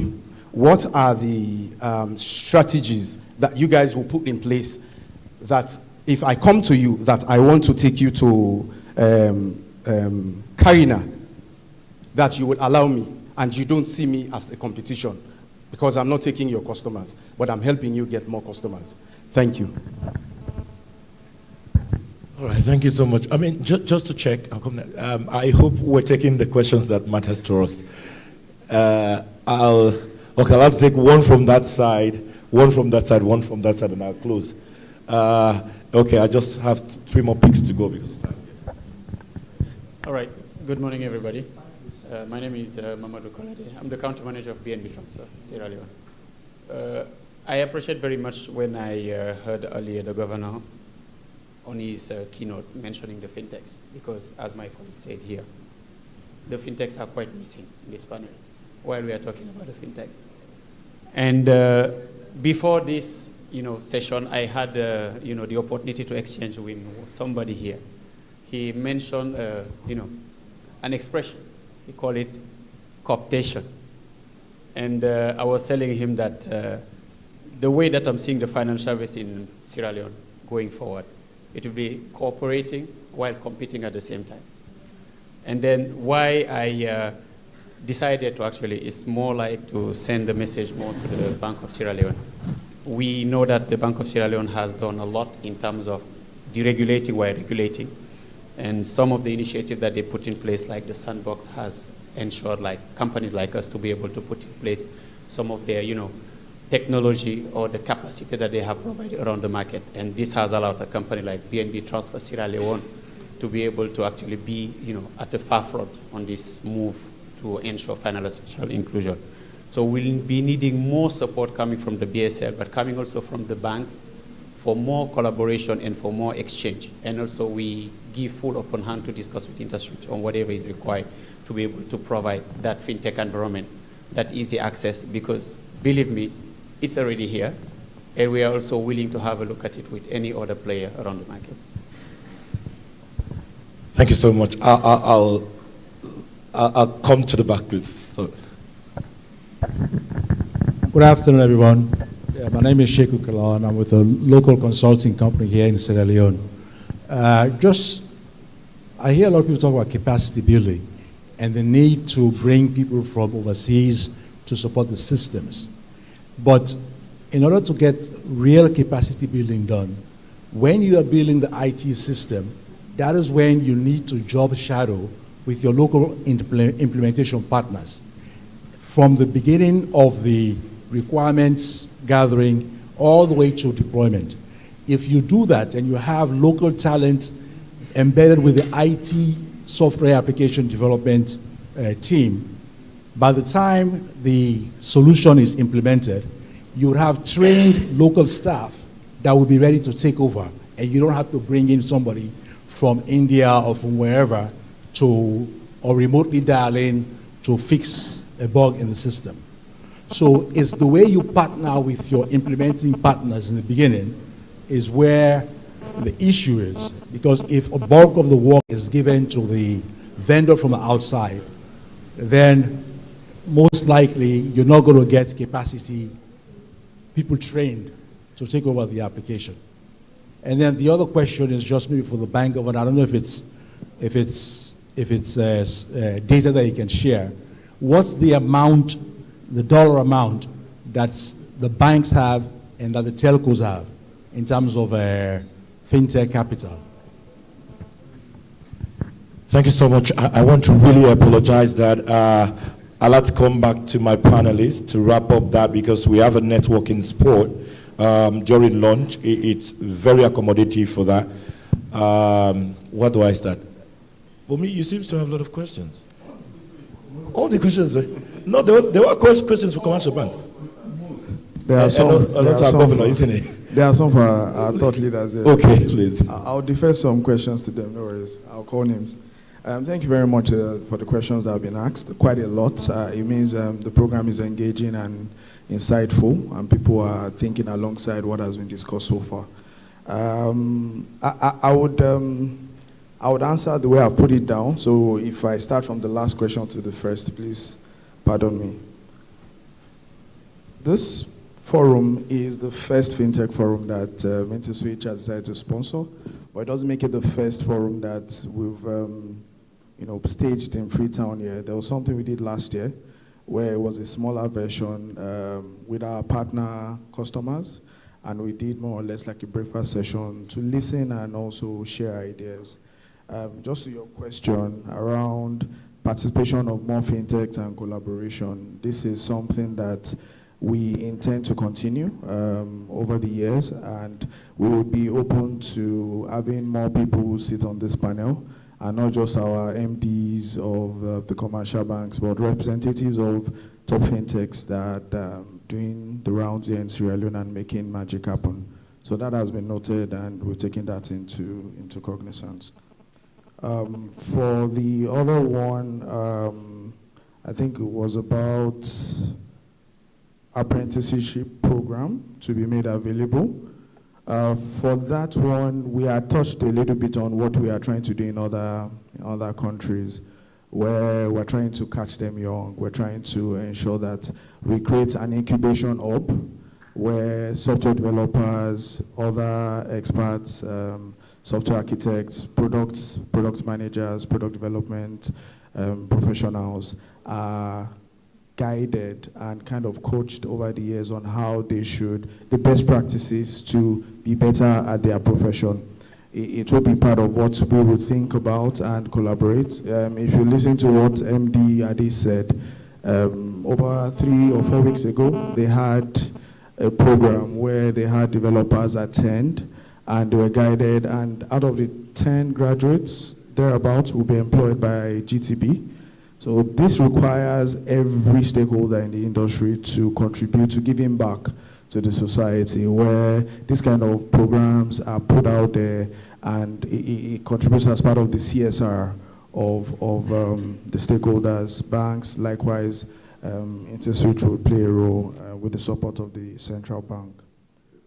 And we would also definitely do the events for high school students, like the Interswitch Spark event that we've done in Nigeria and Kenya so far.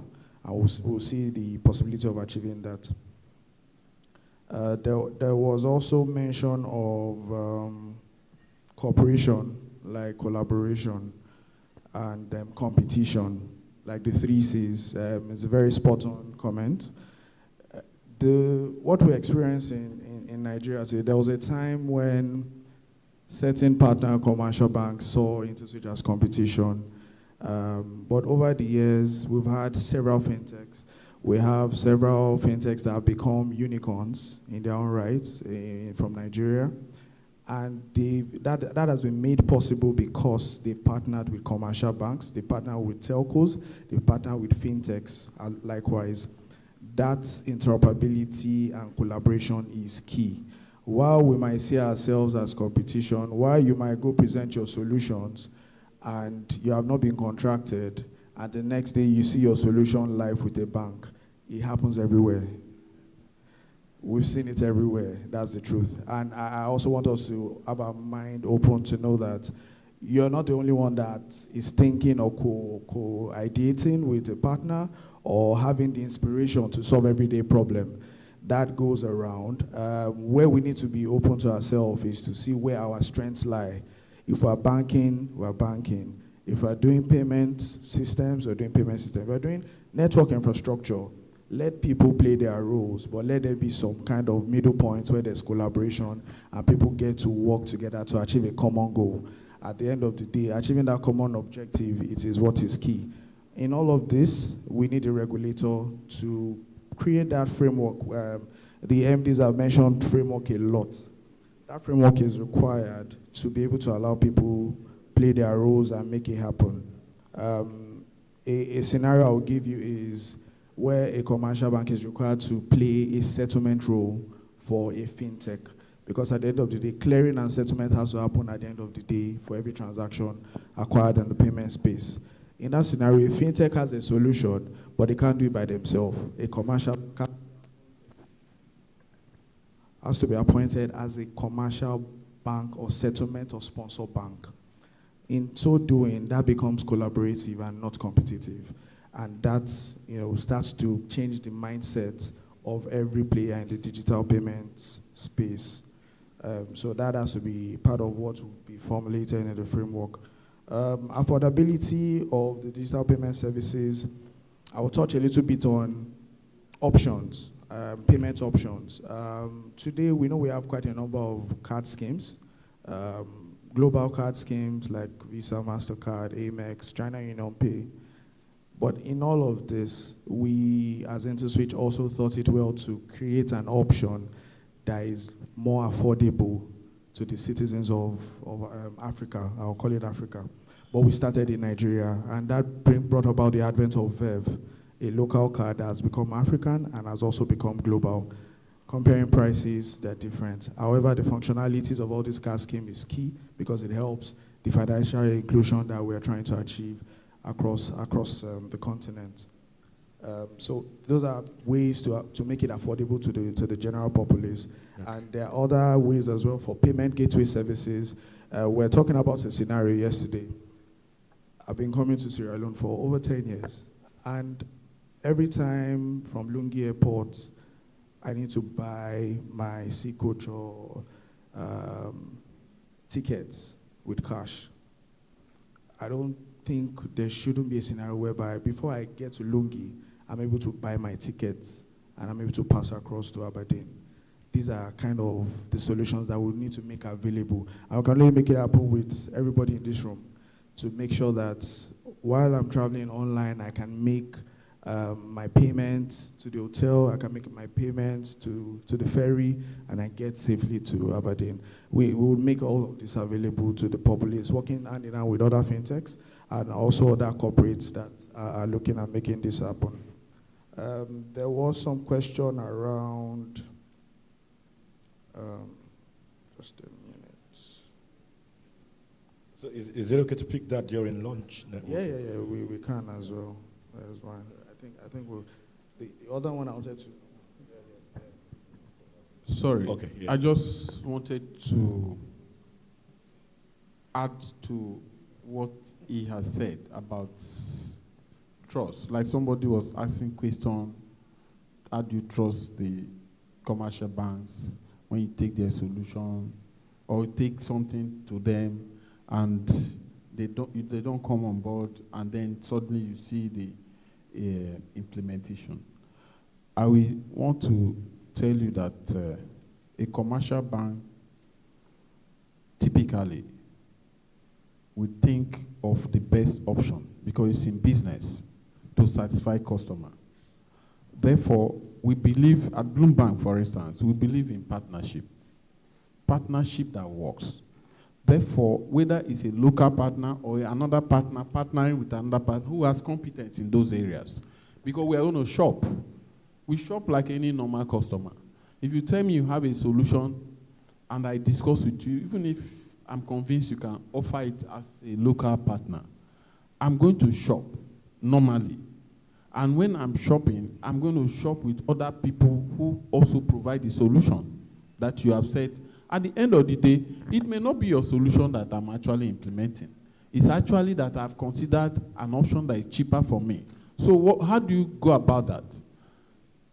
I will advise fintech companies that are local to also find strong fintech partners that may not be local so that you can do hybrid of what you can do locally and what your partner can support you with.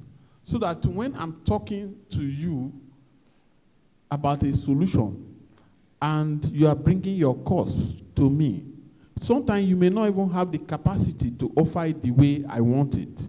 But you can quickly talk to your partner and say, okay, this is what this bank is saying they want. And then they bring their input into your solution. Then it makes it better for all of us because I'm looking at the best cost. But if you say, because you're a local partner, I must use you, and your cost is clearly outside the boundaries that are defined for myself as a business, I'm going to look for the best possible option. So I'm recommending partnership for the fintech companies too. Okay, sorry. Yes.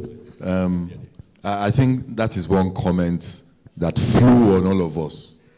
And I think everybody will want to say something about it because I'm not sure it's correct in its total sense of it. We in GT Bank, we've collaborated with some fintechs, collaborated with some big corporates in being able to do straight-through transactions. In doing that, we open up our systems. We share APIs. One probable advice for the fintechs is when you want to go into such decisions, make your legal agreement strong. Sign non-disclosure agreements. It's very important because I'm not saying it could not happen. But whilst we've integrated with some fintechs on revenue collection, I think we need to be clear. The governor mentioned it. One of the key things is the safety of our systems, fraud management, vulnerability testing. So sometimes in assessing a fintech, and I'm being open here because we want this industry to grow, some don't pass the test of your security system. And so you expect them to do certain things before you open your APIs to them. And this is part of the regulatory framework that was recently brought out by the BSL on cybersecurity. But that being the case, it doesn't mean the collaborations cannot happen. And it could mean at the same time that at some point we're discussing with a particular fintech. You can't discuss with another fintech because there really is no exclusivity. Some of these products are off the shelf. So at the end of the day, we as commercial banks, we want the best deal. You want value for money. And so if you decide to go other routes, I don't think it should be, I mean, how many people even in Sierra Leone are actually hawking these products? And so sometimes you go outside the country to be able to get them. If it has happened in this genuine way, in which case the bank actually developed a product themselves using their developer that is similar, how do you know they weren't thinking about it before? How do you know? So today, you can only do, even with the switch, you would only be able to do one-to-one movement from your bank account to your wallet across. That is what is going to happen with the switch. Perhaps another bank is already thinking, how do I do debit one, credit multi? It could be the fintech was thinking about it. You have a meeting. It doesn't mean, I think we should, as much as possible, try to understand the situation from both sides. Because I believe that we have 14 banks in Sierra Leone, and I think regulated by a strong regulator, I think those controls are there. I wanted to set that record straight. Thank you. Thank you so much. It's been a long one, and I see the thirst for asking more questions. So let's make our launch an interactive one and a business one, please, with all due regards, and so we can have that conversation further. The room is full, and they are open today. You don't need a secretary to speak to anyone on, including our dear bank governor here. You can just walk up to him and can I take a seat by you? And so with the other MDs here in the room. So can we put hands together for them. A loud round of applause. I'll kindly ask for a group photo. Can I please ask Mr. Governor if that's possible? And Fintech too, can we just pose for, and other bank leaders? Our Sierra Leone commercial bank giant is also in the room. Can we also join for a group photo, please? Thank you so much, sir.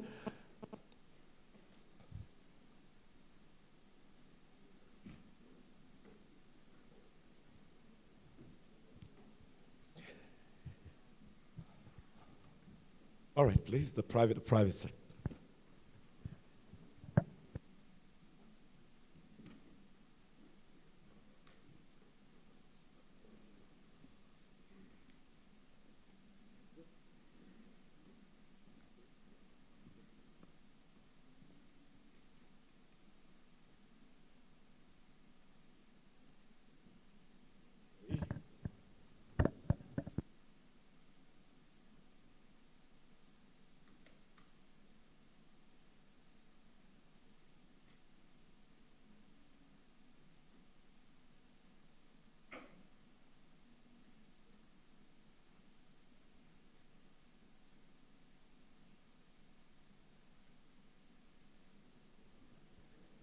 So, are we one more?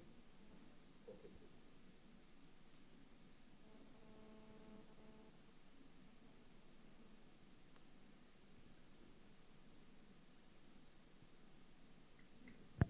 Thank you so much, gentlemen. A round of applause for all of them beginning. A round of.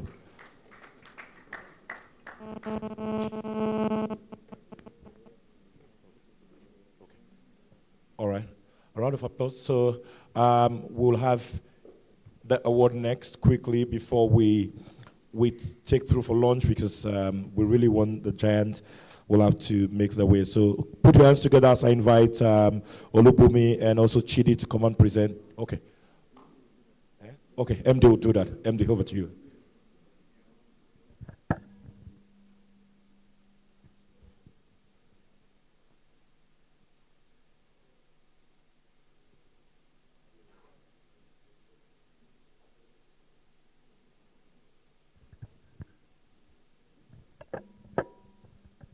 Okay, thank you. Is the award ready? Is the award ready? Okay. All right, so we will be presenting 8 awards, but probably I think the first and probably the most important one will be to the governor of the Bank of Sierra Leone, the Dr. Ibrahim Stevens.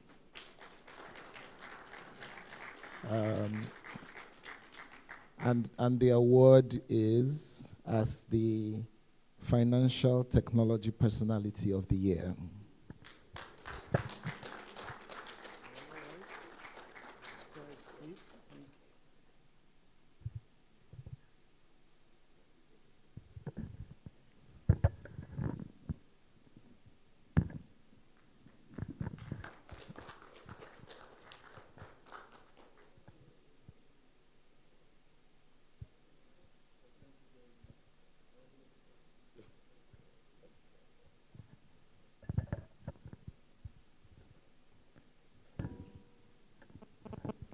Please, a round of applause for the governor. Right. I think the next award, for the next award, I would like to invite the MD of Sierra Leone Commercial Bank to please join me.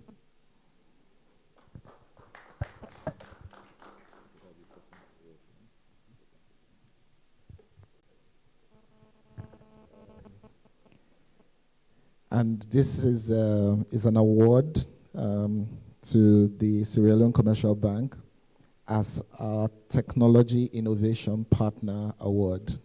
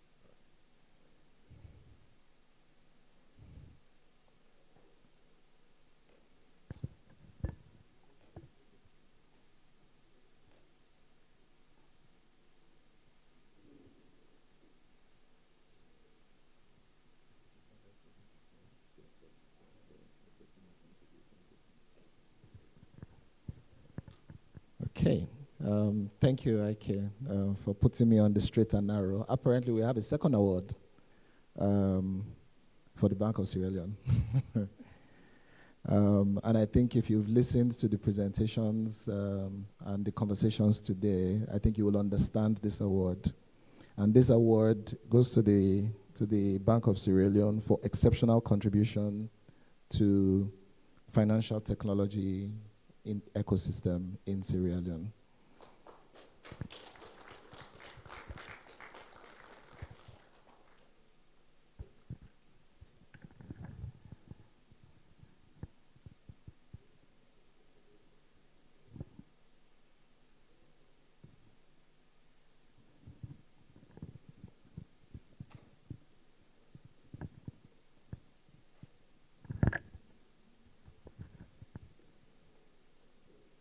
Okay, I will need to go back to my list. Our Technology Innovation Partner Award, the second award, goes to Rokel Commercial Bank.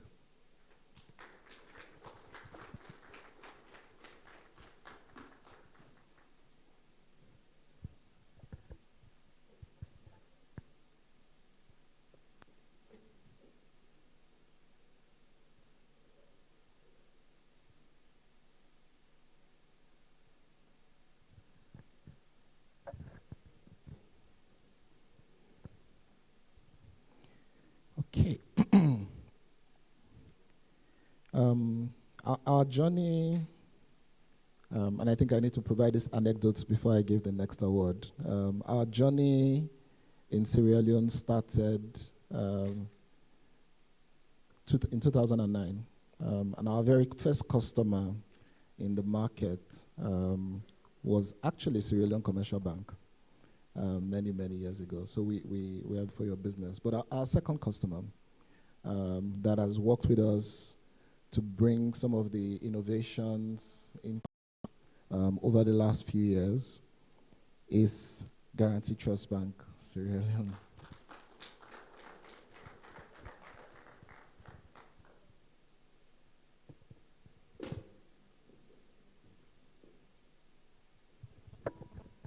And the award is for Outstanding Performance Award.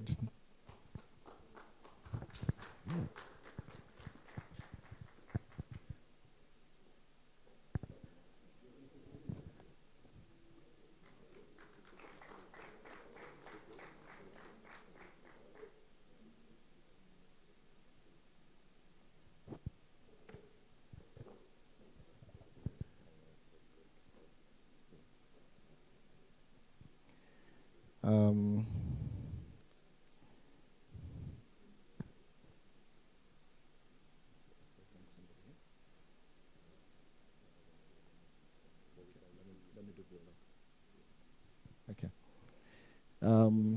And I think the next award, and I'm almost done, just one more after this one, is for Bloombank.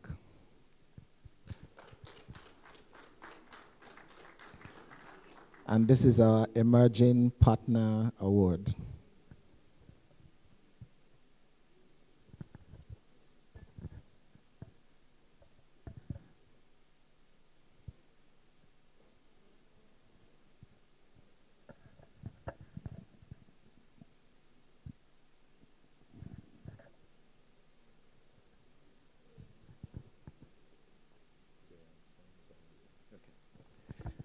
And the last award we would like to give this afternoon before we all take a leg break for some refreshment. Actually, no, I have two more. My apologies. And it's two awards, but it's the same award. Our Global Partner of the Year. And these are the two banks that have partnered with us in multiple countries across Africa. And first of all, I will call First Bank of Nigeria to receive our Global Partner of the Year award.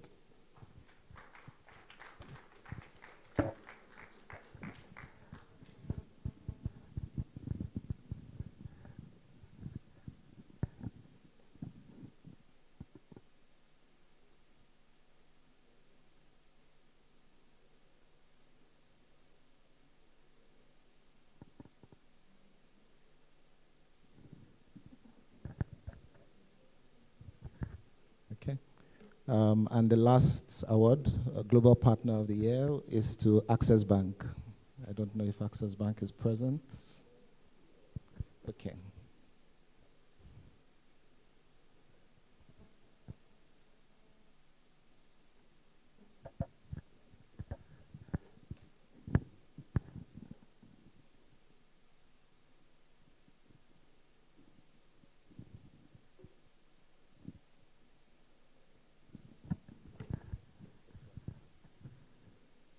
Thank you so much. A round of applause for Kim, please. A round of applause.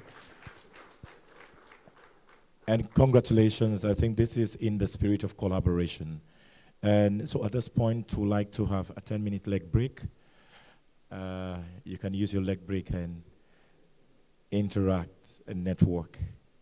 And we'll be here in 10 minutes again. Yes.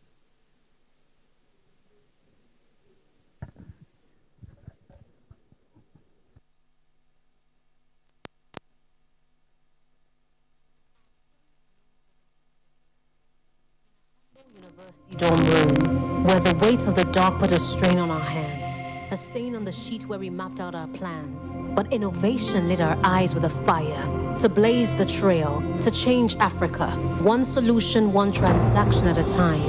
Our ears listened to the chime, the buzzing tune of bright ideas. We stretched out our hands, and remember what we did? We flipped the switch. We flipped the switch, it was no ordinary motion. It was to herald a new notion. It is the champion's charge, your invitation to stand on our shoulders. It is your time for elevation. So go ahead, flip that switch, build that business, scale that hitch. Africa's future is waiting on us, and what looks like the sky is only the dew. We are on the brink of something new, because at Interswitch, we never stop. So you don't stop.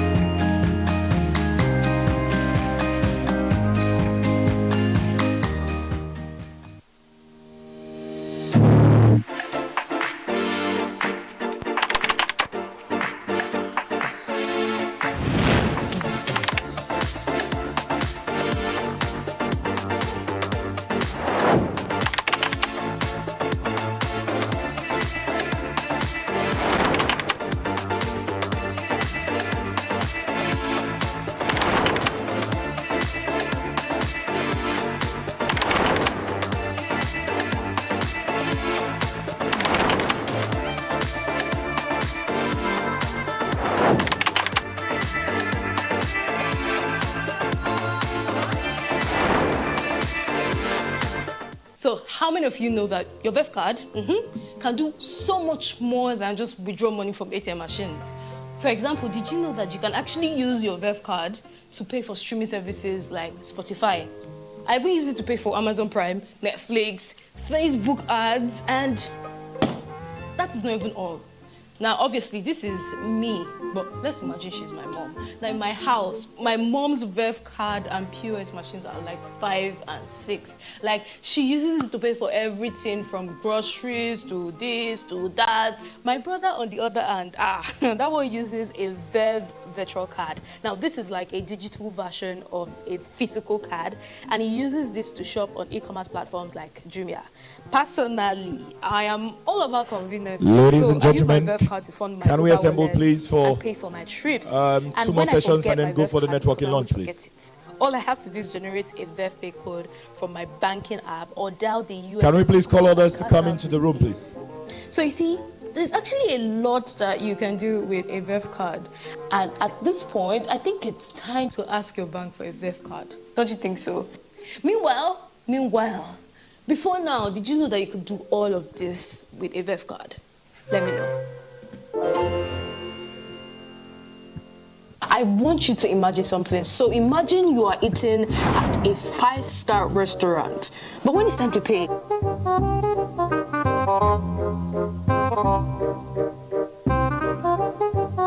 you realize that you forgot your ATM card in the bag that you carried a day before. At this point, you start thinking of who to call or how you're going to help the restaurant wash plates. But pause. Do not panic, because VEF pay code to the rescue. So let me show you how it works. The next time you forget your VEF card and you want to make a withdrawal, just generate a pay code using your bank's mobile app or your bank's USSD code. For example, if you want to use your bank's USSD code, just dial the code. Now, in my case, it is *919#, but you can use any other code that your bank uses. Now, after that, follow the prompt and get to the part of cardless withdrawal, this part. Now, select it and enter your PIN and follow the other prompts. Now, once you're done, you'll be sent a message that has your pay code in it, and all you have to do is go to an ATM machine, select pay code, enter the number, and then your cash out PIN, and of course the amount. And just like that, you've made your first cardless withdrawal with VEF pay code. Anyways, let me know if you knew about this before now, and guys, don't forget to share this with others. Time's up. Leg work is up, please.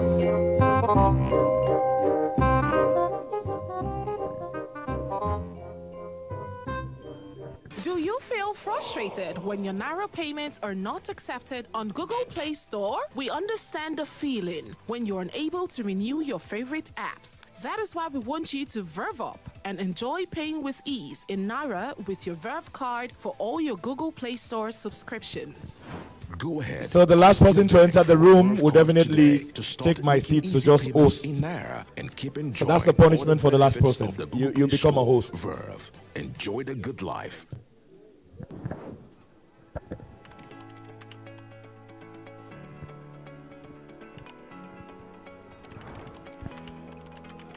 The last person is going to give us a dance energizer, or maybe transfer at least 50K to all of us, please.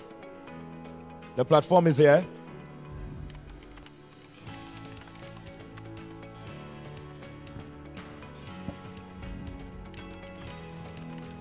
All right, I need to do this calling by myself. We just want people to come in and to get the event started. What I mean is, I traveled a lot, interstate trips. Before now, I'll go to the parks to get my tickets. But you know how those boys can be. They'll stress you, hassle you, and roughen you up. But now, I use Quick Teller Transport to book ahead. No stress, more flex. Now, I trip in style. You too can trip in style with Quick Teller Transport.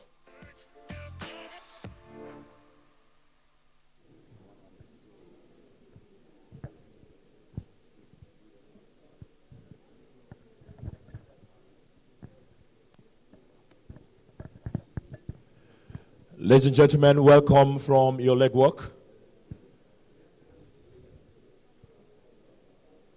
We just have 2 agenda items, and then we're moving into a launch and after-party network. So in that networking event, there are plenty of opportunities there for you. There is an Interswitch souvenir pack, a whole pack, that gives you quite a lot that you can take and appreciate. And also there's a sumptuous lunch and networking opportunities where you can have food and drinks on us at Interswitch. So that's a valuable thing, but the conversation matters. And I just want to ask a question. Is there anyone in the room that has received up to 5 cards, business cards? Is there anyone in the room that has received up to 5 business cards? Okay, 4 business cards. Okay, 4 numbers. Let me just leave the business cards. 5 numbers. It's not enough to gather 5. We need more time to network. Okay. All right, we'll take 1 elevator pitch, can take 60 seconds, so 10 minutes. Oh, okay. Yeah, you have your parting shot and all of that, yeah. So, okay, make way with networking a lot because that helps a lot, yeah. Are we all in the room?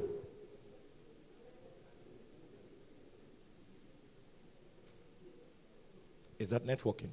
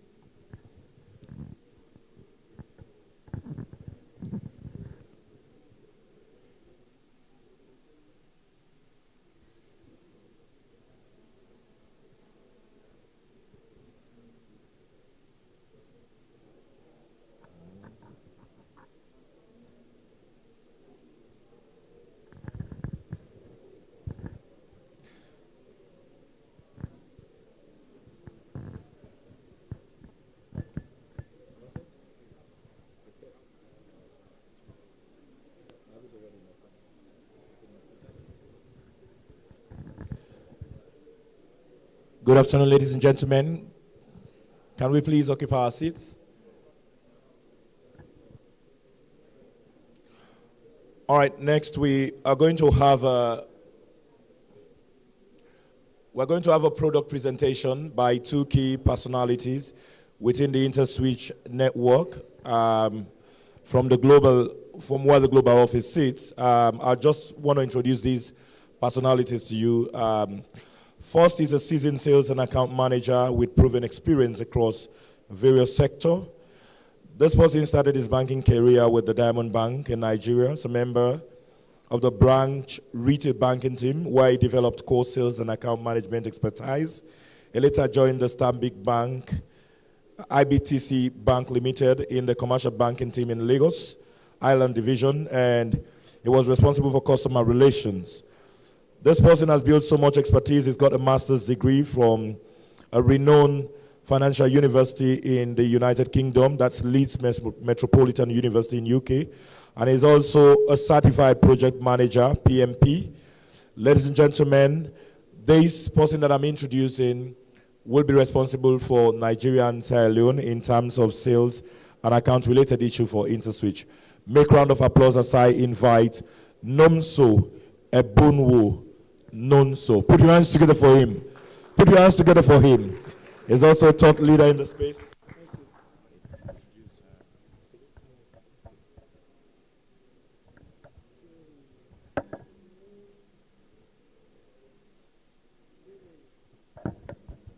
Thank you all very much. Good afternoon. It's great to be here. I'll ride on existing protocols and I appreciate everyone for joining. Thank you very much. So I'll just go straight to the presentation. Again, a lot has been said today. The panelists were great, and a lot of the things that I want to talk about have been touched by the panelists already. So I won't spend too much time saying too much or doing too much of sales work. I don't like the word sales or being called a salesperson. I think I'd rather say is Interswitch here to create value, and we want to talk about the value that we can create in the market.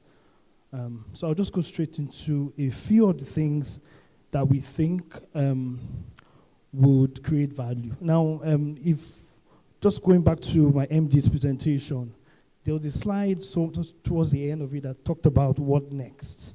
Now that the infrastructure is here, the BSL has done a fantastic with putting together infrastructure and the national switch. What next? What are those things that can leverage on the infrastructure that has been put in place that Interswitch can partner with both the BSL and other financial institutions, MFIs, Fintechs, and other OFIs or other financial institutions in the market. So the first thing is third-party processing, and that speaks to the core of Interswitch's business. Ability to switch card transactions, be it any of the card schemes. So it's card agnostic. You have the MasterCard, Visa, the Verve card, which my colleagues have spoken about today. And other cards, Discover, Amex, China Union Pay. We have the capacity to switch those cards. Interswitch has been around for 20 odd years, and we have built capacity over the years to provide these services in the market. Something that we currently do today, and we're willing to partner, obviously, with the people in the room, as well as the regulator as well, to provide some of these services, right? So in terms of the third-party processing itself, you have card switching, which is banks issuing cards to customers. And my colleague Stephen, who will come after this, will talk about something that's called Fintech in a Box, and that really will speak to the fintechs in the room. I had some questions around where a few of the fintechs or the smaller OFIs were asking about what products or what services we have specifically for them. And it's important that we listen and hear out what a few of the things are. So in terms of it, I won't talk too much to the slides because there are things that we can always discuss as we go along in our partnership. But essentially, card switching, ATM acquiring, POS acquiring, all of those things that come around card issuance and card acquiring, we are able to provide those services in the market today. It's something that we've done for 20 years, and it's something that we'll continue to do. We're currently doing it in the market today, and it's something that we'll continue to do as we go along. The next is 3D secure authentication. I'll just spend a little bit of time here. And 3D secure authentication, it gives you an added level of security when you're using your card transactions. I don't know if any of us are experienced using a card and you have to have another layer where it sends a PIN to you or it sends a code to you and you have to put in that code. That essentially is what 3D secure authentication is about. And it allows us through our partnerships with the providers to issue this third-party authentication to you. It gives you an added level of security as well when you're doing transactions with your card. Now, going to the next is agency banking. A lot has been said about financial inclusion today. We've heard it, financial inclusion, creation of jobs, financial inclusion, allowing the unbanked to have access to financial services, all of those things that happen with financial inclusion. Agency banking is a proven vehicle for financial inclusion. It has worked in many markets. We believe it will work in the Sierra Leone market, and we just want to introduce it again.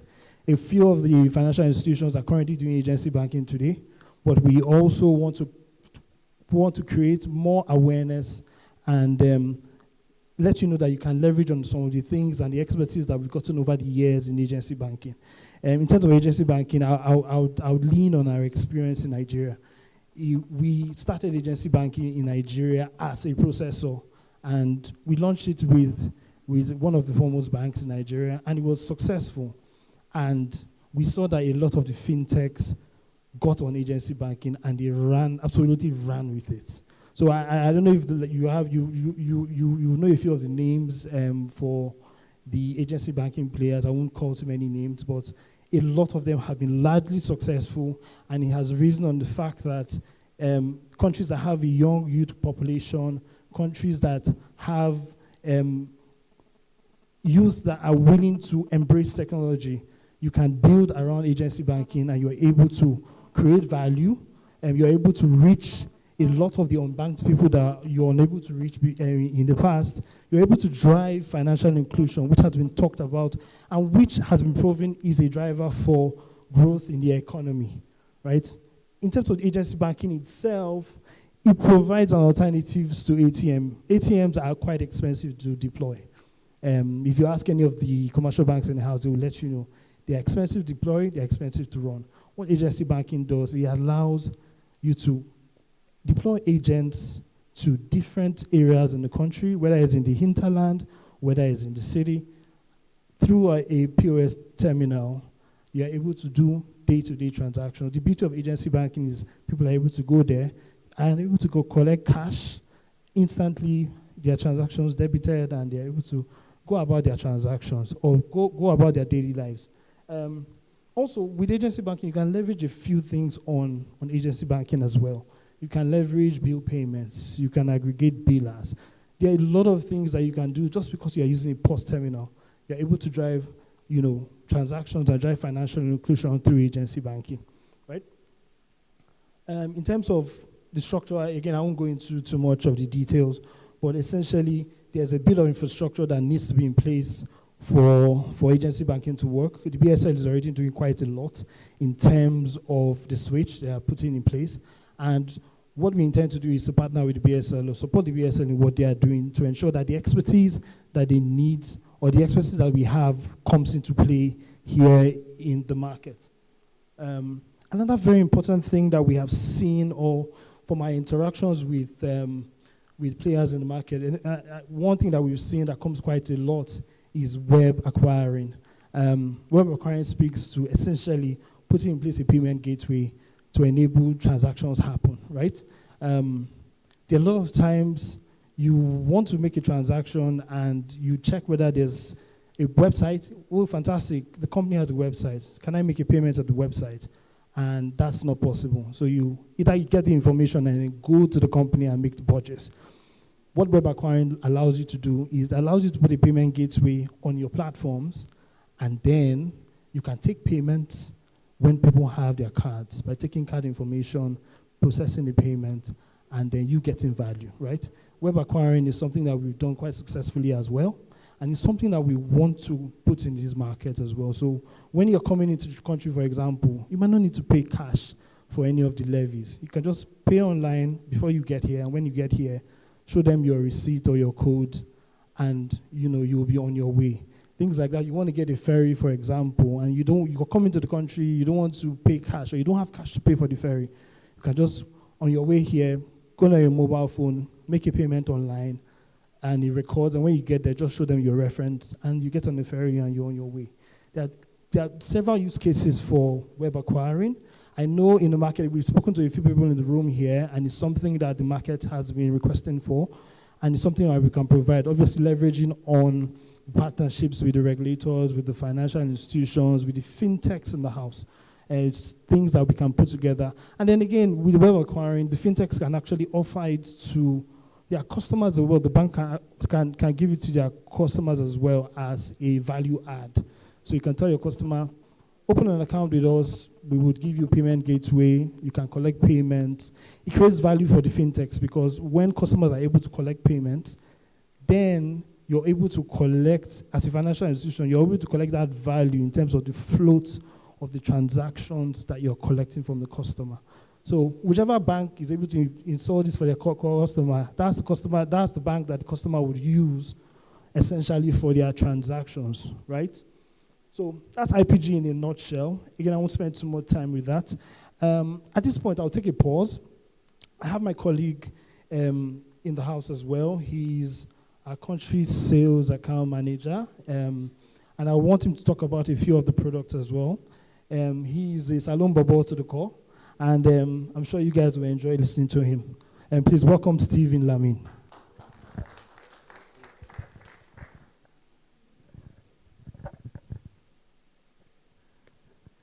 Good afternoon.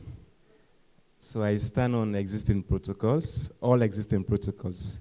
And I want to thank you, Nomso, and thank you all, the fintechs in the house and everyone for honoring our invitation. You are so dear to us, and we hope and we're pretty sure you've had a good time so far.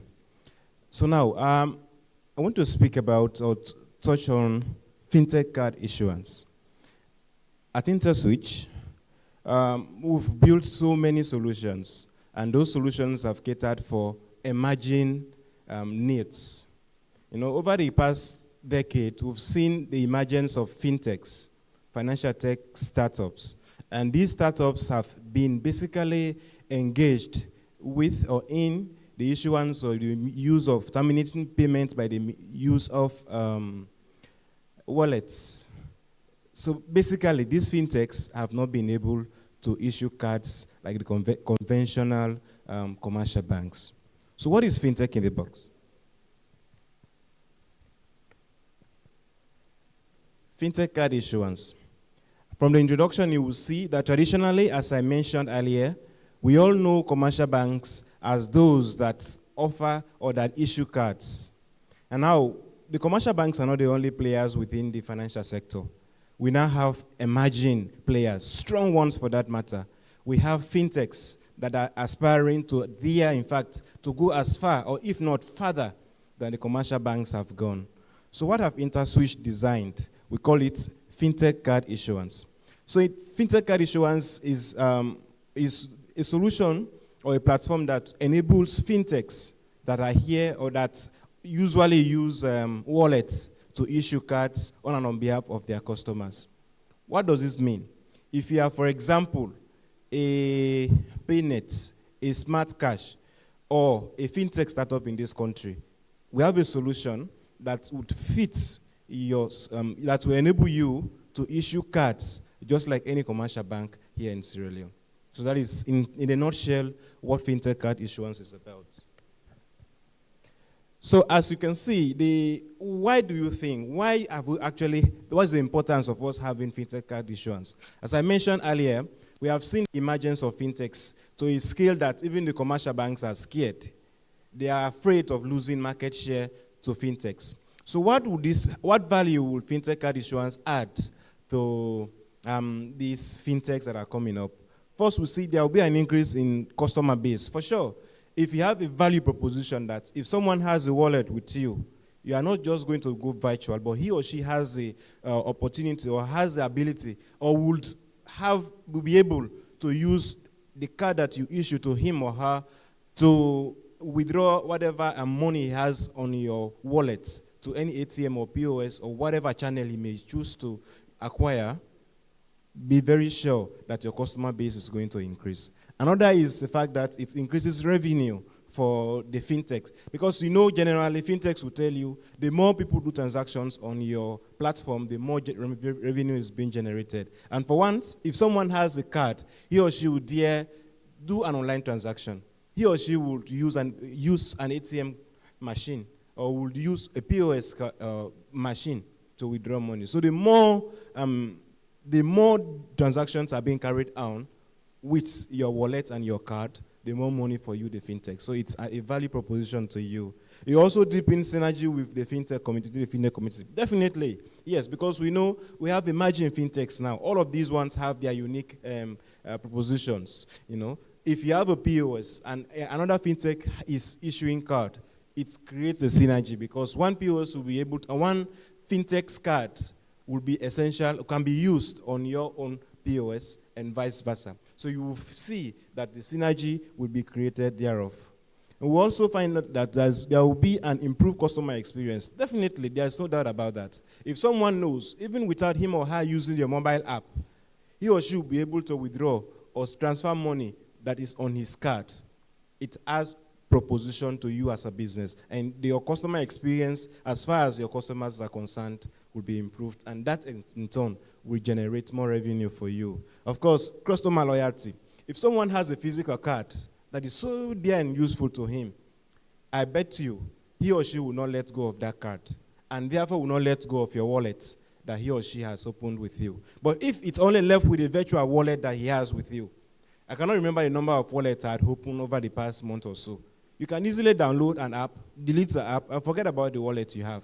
But if someone has a card, it's difficult. It will always be difficult for that person to lose sight of you as a fintech. And of course, it saves cost. Yes, conventionally maintaining and expanding on products to suit your customers conventionally within your app, mobile app that you use, it causes problems for you. It creates problems. So every businessman will tell you he or she wants to cut down on cost but maximize revenue. And this fintech card issuance will help fintechs to do such.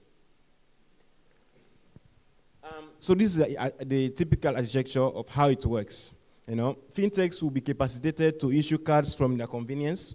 Say if you have an office, how it happens is, this is just a flow.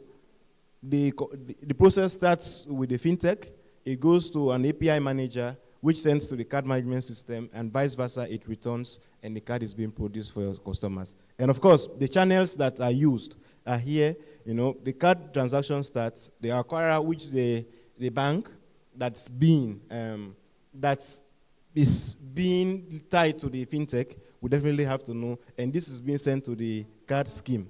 And of course, Interswitch is there to terminate those transactions and to ensure settlement is done.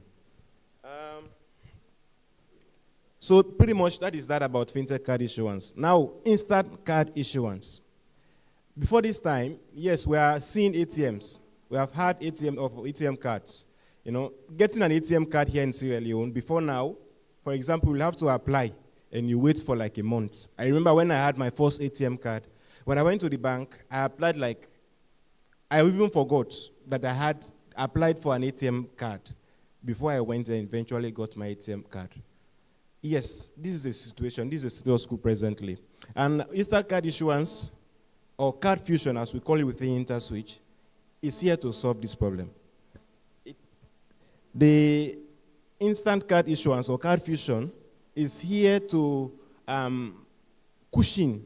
There's so much reliance and dependence on manual processes of issuing cards to customers. So what we simply means is, with instant card issuance, you are able, it's a solution that enables you to produce cards from end to end within your branch, and your customers get the cards instantly. So what I mean is, you are a commercial bank, a customer walks into your branch, he or she requests for a card, he is standing in the queue, you are able to process his card and issue it on the go, he goes away.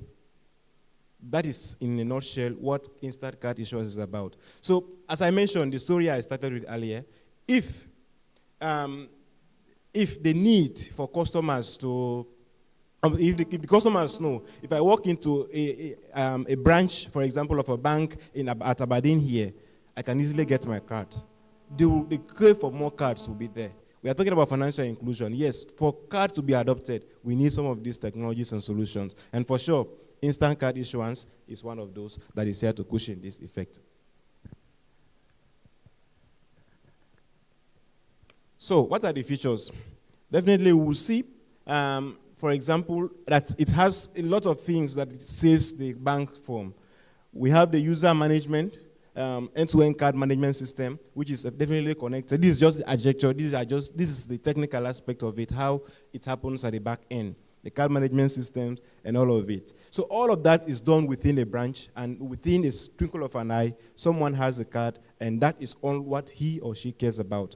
And you, as a commercial bank, adds value to your customers. So that is what Fintech Card Issuance is all about, enabling you as a commercial bank to issue cards on the go. Thank you very much, and I hand it back over to my NUMSO.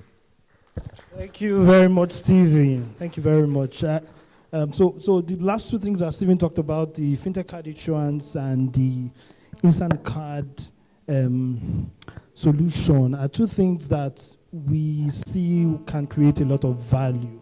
So with the Fintech in a box, as we call it, or Fintech Card Issuance, the fintechs are now able to create value from the balances that customers have in the wallets. So it's not just customers being able to do a transfer, being able to pay a bill on your wallet. They're also able to have a card, go to an ATM, or go to a POS and withdraw cash. It drives more transactions. It will drive them to put more in the wallets as well. It will drive them to adopt the wallets as well. So there's a lot of value there. In terms of the instant card issuance, just like Stephen had said, there's no it shortens the waiting time by more than 99%. So from waiting 1 month to collect a card, you can collect your card in a day.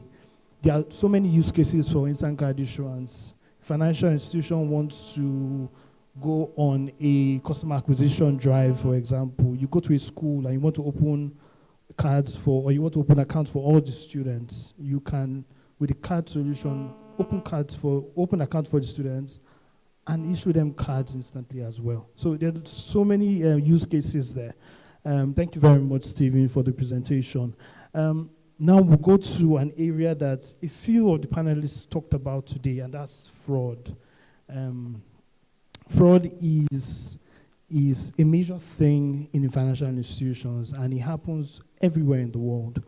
With the coming of all the infrastructure and all of the things, beautiful things that we've spoken about today, was one thing that we are sure of: the fraudsters or the people that perpetrate fraud are also listening as well. And as you innovate, they also innovate. As you create, they create. If you create barriers, they will find new ways to beat the barriers. And so you need to continue thinking about fraud as something that is important and something that you need to guard against. Now, I remember a few years ago in Nigeria, internet fraud was not a big thing because the internet solutions were not there. There was a time when we used to use checks. There was a time when we used to use passbooks, and you would sign a passbook and take it to the bank, and the bank would give you cash. And then it was check fraud, because a lot of people were forging people's signatures and things like that. And that was fraud in that time. But in this time, the fraud has changed. And with the internet banking and mobile banking and cards and on all of the things, USSD, and all of the innovations that we've spoken about today, there's things like phishing, there's things like smishing, there are things like call fraud, where they'll call you and tell you, oh, we sent a code to your phone, please give us back the code. And then you tell them the code, and that's it. They start to wipe your account. So there are a lot of things around fraud that we need to guard against. Just a few of the numbers in terms of the analytics. So numbers and again, this is from home country, so we'll leverage on that experience. I think in 2022, it's about 35 billion in attempted fraud, right?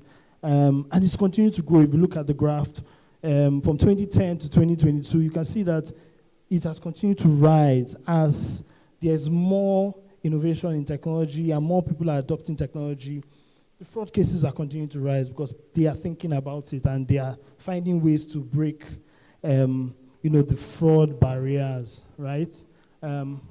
So just a bit of the numbers. Again, just like I had said, in the past, if you look at check fraud will have been a lot. But now you can see in terms of check fraud, there's nothing there. But look at POS, web, and mobile. You can see that is where the fraud is happening today. And as in Sierra Leone, as you continue to build some of the things that we've been speaking about today, it's also good to watch out for those channels because that is where the fraud is going to be happening, right? So in terms of that, there are a few things that we've done at Interswitch to try to provide a mechanism or a barrier for financial institutions to guard against fraud. So there's something called the ISAS. 1 second, if I would just bring up. So there's something called the, okay, here we go.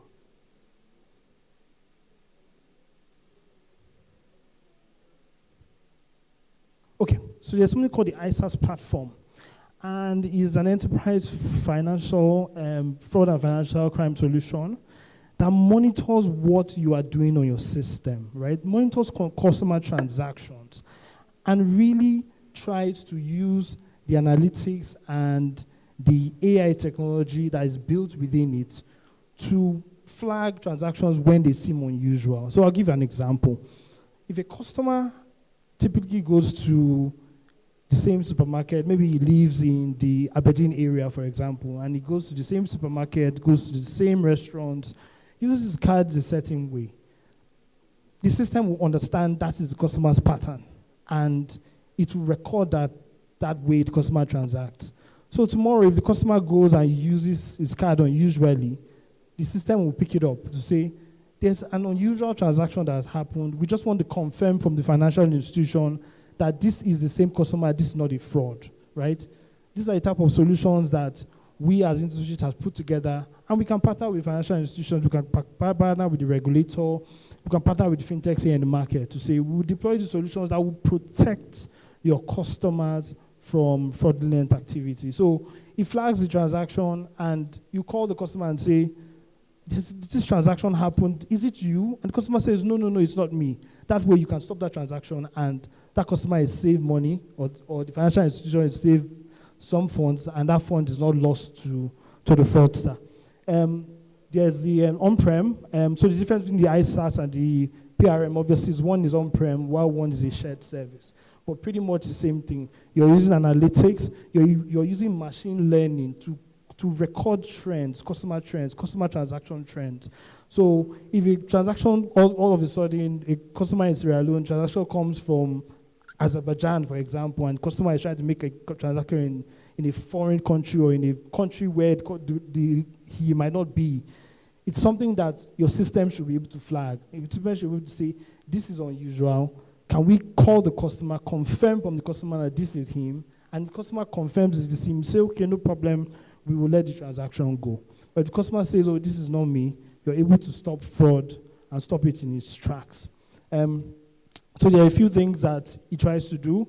It tries to alert, so you get you can configure your alert and workflow that gets to you, the financial institution, and get to the customer himself.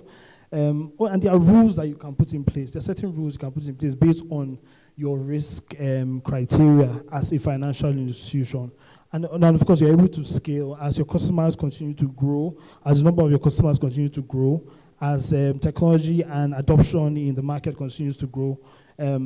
The solution is also able to scale with your systems as well. And finally, in terms of fraud, there's what is called payment control. And payment control is also a solution that allows you to make certain configurations on your customer's card so that fraud doesn't happen. So you're able to enable or disable cards at for ATM transactions. You're able to enable or disable card for POS transactions, things like that. All of the configurations are able to do to help your customers to guard against fraud. So these are the few things that we wanted to speak about in terms of our fraud solution at Interswitch. We think we take fraud very important. We see it all the time in different markets across the world, and we think it's something that if we collectively guard against, we would continue to see value in the transactions that we do. Another core competence of ours is our ability to build mobile banking applications. I won't spend too much time on this because it is something that I'm sure a lot of us have used and have seen in the past. But it's a core competence of ours. We have done this for several years. In fact, almost since the inception of Interswitch. And we have done it for a lot of the financial institutions in Nigeria. We currently do today, and we have been doing so for many years. So again, we have our mobile app is omni-channel. So whether it is we're building a mobile app for you, or whether you're building an internet banking platform for you, or whether it's a wallet system that we're building for you, your customers have the same experience. It means they can start a transaction on their mobile app and terminate that transaction on their internet banking, or vice versa. You can start a transaction on internet banking and terminate that transaction on a mobile app. It is the same experience you're going to get. There are a few add-ons that we've done to our mobile banking application in terms of what you can do with it. So whether it is adverts that you want to put on your mobile banking application, or whether it is things like transfer, airtime, bill payments, all of those things are available to you as a financial institution with some of the mobile banking applications that we're able to provide for you. You can also do things like lifestyle as well, where people are able to buy plane tickets, whether people are able to buy even tickets for transportation, movie tickets, whatever it is. You can run promotions via your mobile app as well. It's something that we're able to do. It's something we're able to build around our mobile banking application. Of course, as a customer, you're able to configure certain things on your mobile app. One of the things that we like to do is when we issue cards to customers and when we build a mobile app, we also like to give the ability to put virtual cards on your mobile application, right? So there are certain things you can do with your cards in terms of the configuration. You can block your card. You can request for a new card on the mobile app. All of those, customer value adds that you're able to provide to your customers as a financial institution, we can achieve, using the mobile application. So just a brief on some of the more recent ones that we've done. There's a bank called Providence Bank in Nigeria, doing a lot of fantastic things in terms of technology, and they partnered with us to drive their mobile application. And again, this is just a face of what it looks like in terms of how it looks, the look and feel of the mobile application. Again, just like I said, you can request cards, whether it's virtual or physical cards, you are able to do that. And then this is an example of a fintech that we worked with in terms of the mobile application, where we can also build wallets into your mobile app. All of those value adds that you would like your customers to enjoy from your mobile application, is something that we can, work together, co-create, co-ideate, and come up with such solutions.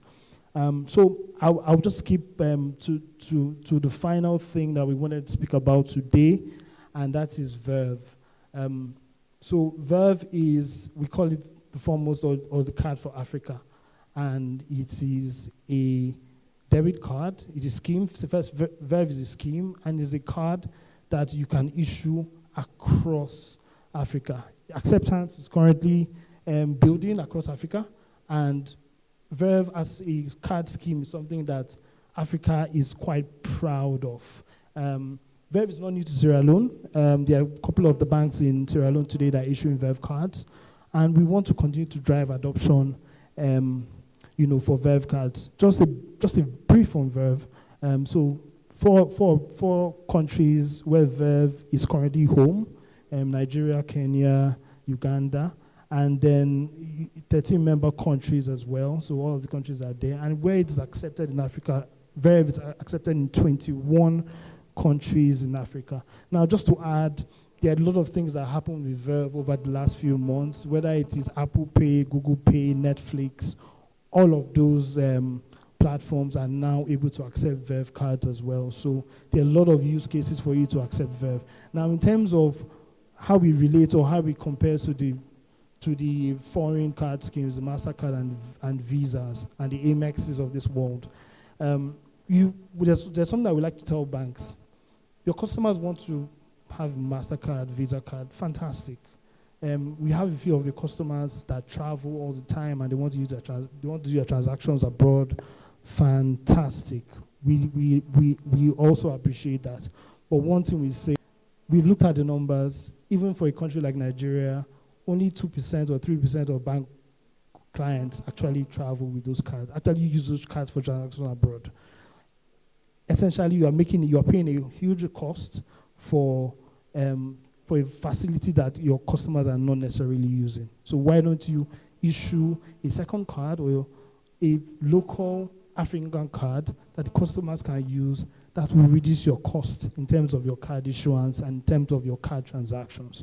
So that's essentially what the story that Verve is saying, and we want to continue to drive that story across Africa. Just like I said, a few of our partners are already issuing Verve cards, and we want to continue to grow the amount of financial institutions issuing Verve cards today. Again, with the compliance, whether it's EMVCO, whether it's PCI DSS, as a card scheme, fully compliant, and you're able to feel safe. There's also something called Safe Token as well with Verve. Pretty similar to what I talked about when I said 3DS or 3D Secure. Safe Token is Verve's version of 3DS, and what it does is it allows you to have an extra layer of security when you're doing transactions with the Verve card, right? And then again, this is just an overview. There's a lot of use cases that we can discuss after this presentation in terms of what we can do with the card as a bank, even as a school. For example, you can make a Verve card your school ID. You can make a Verve card a government-issued ID as well, where customers are able to transact with their identity cards. There are a lot of use cases that have been very successful in other markets, and there are things that we want to bring to fore in Sierra Leone. Thank you all so very much. You guys have been an amazing crowd. You guys have taken, I'm sure we created a lot of value here. I'm open to take questions. Myself and my colleague are there. I can take a few here, but after I will still be at the back to answer all the questions. So, MC, thank you.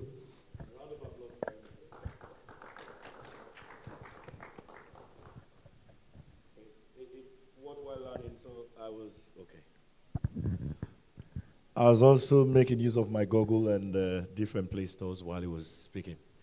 And it's an interesting thing. How about you? And there's something, there's so much more there for us to interact. And if we want to get something going there, we need to start it. All what we need is in this room, the intention. Yes? Is there a question? So we can just relay on this, or want to pass it to the networking conversation?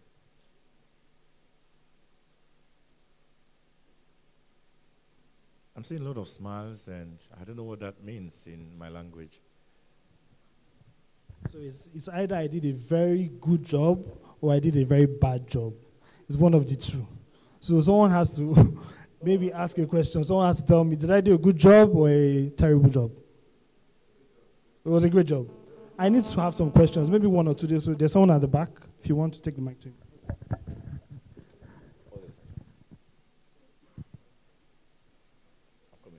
Yeah, there was an hand. Okay. Okay, so you spoke about. So you spoke about physical cards. I just want to know if you guys offer virtual cards too for fintechs and all. Okay, thanks so much. There was a hand here while I was passing. Okay, good. Good afternoon. My name is Cherno. My question is because I'm running a small tech startup in Sierra Leone, so we are building digital shop management for small businesses in Sierra Leone. So my question is, so we're having struggle. For example, now if I want to collect payments, let's say for business that sign up with our app outside of Sierra Leone, it's very difficult for us to collect payments for our subscription. So I wanted to use Stripe, and Stripe is not available for in Sierra Leone, so I don't know if Interswitch is providing such solutions for like apps, startups that are accepting payments for their subscription outside of within Sierra Leone. Yeah. Oh, that's amazing. There was a hand here. Yeah. Hello, everybody. I'm Ismail Amadou Diallo. My question is how we are putting strategies in place to re-educate the low-level people when it comes to financial transactions, because as we rightly heard from Dr. Gilbson from the EcoBank, he said even those that are working with them in the banks, they are finding it difficult to even edit their pins. So what are you putting in place to re-educate those down there? I'm taking 2 more questions and I'll... Good afternoon, everyone. My name is Conle. So regarding payment or online, I will ask if there are any plan regarding PCI, DSS in place for this.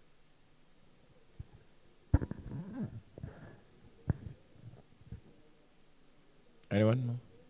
Oh, okay. So in the area of this IaaS or this Internet Security as a Service, what are some of the challenges over the years Interswitch has encountered in this area, and how best have they tried to solve those problems in trying to boost the confidence of their clients? And the other question, let's say this Interswitch has been established or launched in Sierra Leone. Let's say in Sierra Leone, most of the provinces, we have challenges in areas of network issues. What are some of the mechanisms you have put in place for these people in the province that are having these problems in terms of network issues? Because I need to understand that Interswitch works with this internet connectivity, and there is, let me say, maybe there is no offline mode for transmission of this Interswitch or this. So what are some of the mechanisms you have put in place in that area? Thanks so much. If you have more questions, just turn to the QR code at the back of your agenda and then scan there. We can have a conversation there. Let's move digital. Thank you very much. And thank you for all the brilliant, brilliant questions. So maybe I'll start with yours first. It's not saying any question is more important than the other, but it just speaks to me. So in terms of what we are doing with our platforms and in places where there's no network, you're very correct. A lot of the technology runs on data, right? And if you don't have data, you will not be able to access some of the technology. But what we've tried to do with our mobile app and some of our platforms, especially our mobile app, is we have an offline mode that you mentioned. So some of the transactions you can do in offline mode. There are also channels as well that you can do transactions, whether it's USSD, where you can also do transactions as well. You can also have QR as well, when you can also scan and do transactions. So there's certain technologies that you can put in place that might not necessarily need data, but the truth of the matter is a lot of things that we do need data. So as what we say is, data has a huge part to play in financial inclusion. As there are more people that have smartphones, there are more people that have access to data, we will continue to see financial inclusion grow. Again, for technology to thrive, there needs to be the enabling environment. And part of the things in that environment is the access to data, access to smartphones, right? But in the interim, offline mode, USSD, are a few things that we have tried to do. Now, just to answer your question in terms of how the people in the hinterland would work or would communicate with technology. Now, one of the key things in financial institution is also education as well. There's education and there's when you simplify the things that you're building for customers. So as a fintech, for example, you don't want to overcomplicate your platforms. You want to make it as simple as possible, where a customer, even if the customer is not highly learned or well spelled, the customer would be able to look at your transactions or look at your platforms and communicate with it. You can also build platforms in language that the customer would understand. There's nothing saying you cannot build your mobile app in Creole, for example, where your customer will be able to see it and engage with it. So I think it's important that when we partner, co-create and co-ideate, we're able to look at some of these things and we're able to talk ourselves through, share ideas, and come up with solutions that not only are great for the financial institution that is building them, but also great for the customers that are going to interact with the solutions. Thank you. And then to the customers that talked about payment gateway. So PCI DSS is a global standard, right? So every financial institution that is serious about card issuance would need to meet or conform with those standards, right? It helps when it builds confidence in your products when you have met that standard.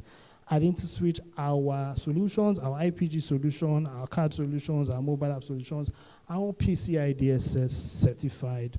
So you're sure that whatever you're getting from Interswitch is a solution that would guard you against any type of, or most of the types of, things that come with all of those transactions that we do online or with cards, right? And that's in terms of the PCI DSS.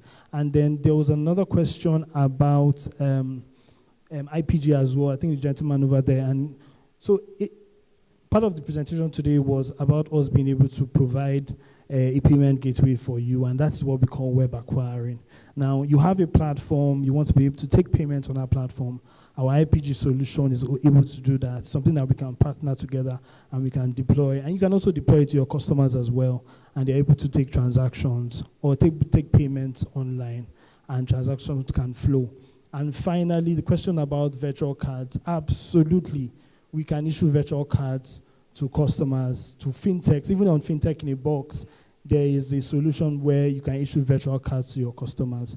So we have you covered with that. I think a lot of time has been spent. Okay, there's one more quick question. Okay. Pin selection. Okay. Was there a question on pin selection?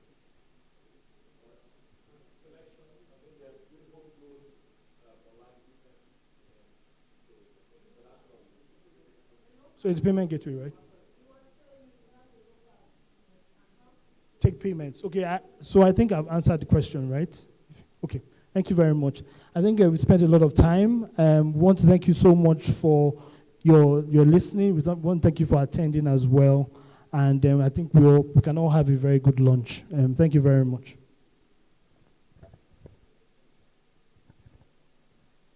A round of applause. That was not an easy job.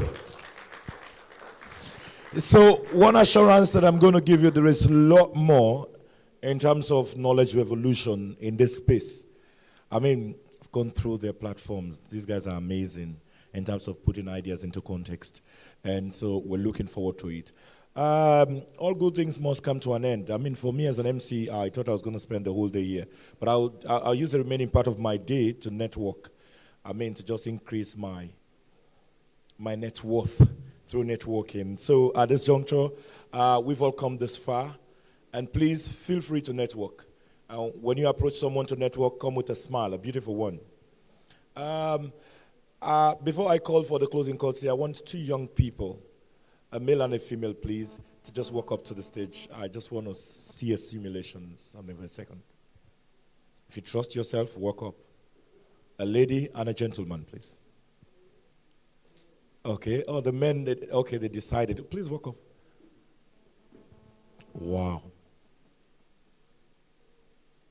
Wow, this is on show, eh? Okay. Okay, good. So, how do you approach, without speaking, how do you approach someone to get their attention? Let's assume you're coming from that point. You're coming. We have experts in the room. I mean, it's an opportunity to learn for young people. I just want to know how this generation, I'm speaking as if I'm not part of this generation. I'll take myself away from this generation.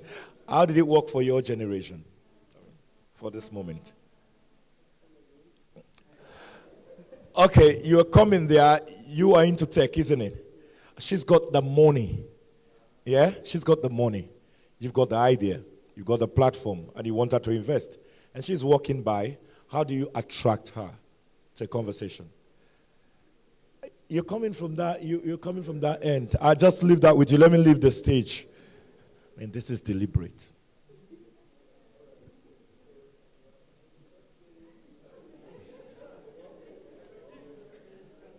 Oh my goodness, okay. Is that what you're going to tell your investor to go start somewhere? Okay. Yeah, without talking, we're just...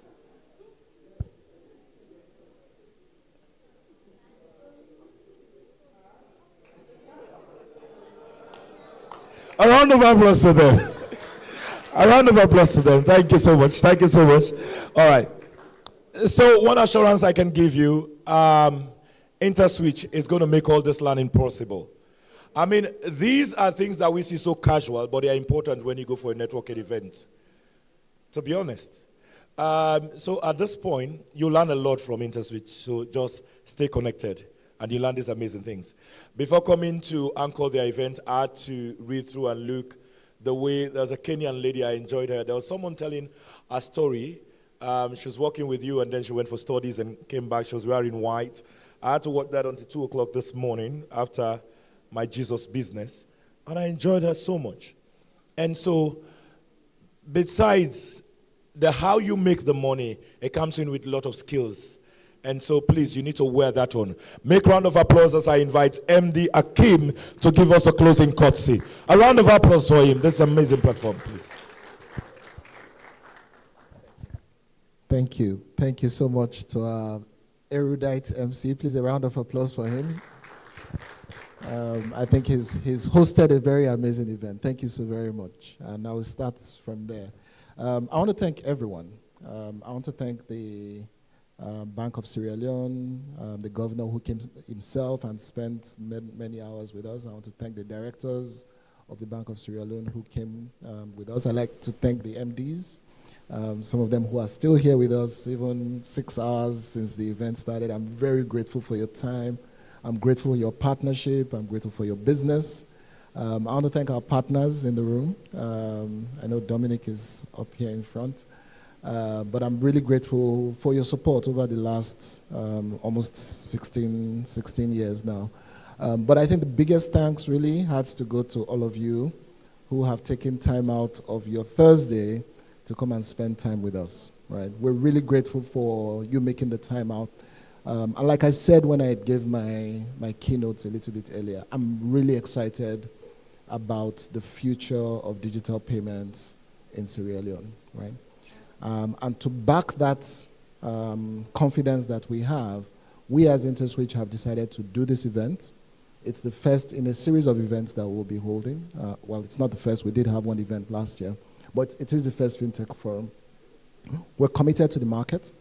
We're committed to helping to develop and grow the industry in every way that we can, including in building competence and capacity, in sharing knowledge and experience, in providing technology and solutions, but also, and I think a lot of the comments that came out today is in partnering, right? We believe that the services that we provide should enable every single person who is in this room, right?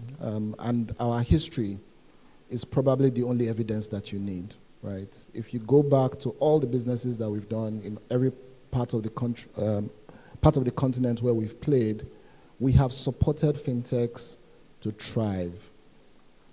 Every single one of the fintech unicorns in Nigeria today started their business riding on Interswitch rails, right? And I can say that with any confidence. None of them will be able to write their story without putting an Interswitch mention, because that is the way we believe that the business should be run. We believe that whatever we've built should be made available to those who will then drive the innovation that will change the future. So we believe this ecosystem is the catalyst that we need to take Sierra Leone to the future of digital payments. And that is our commitment to you, and that is our commitment to the market.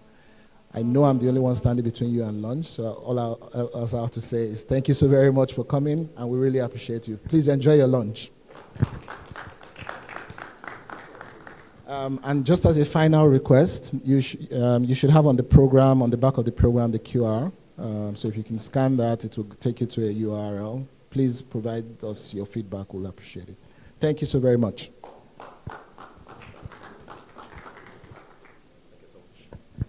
Thank you so much, and we'll meet at lunch, please. Thanks.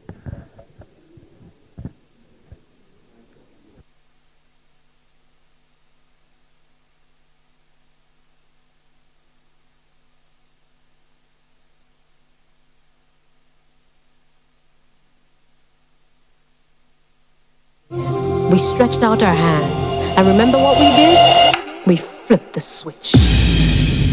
We flipped the switch, it was no ordinary motion. It was to herald a new notion. It is the champion's charge, your invitation to stand on our shoulders. It is your time for elevation. So go ahead, flip that switch, build that business, scale that hitch. Africa's future is waiting on us, and what looks like the sky is only the dew. We are on the brink of something new, because at Interswitch, we never stop. So you don't stop.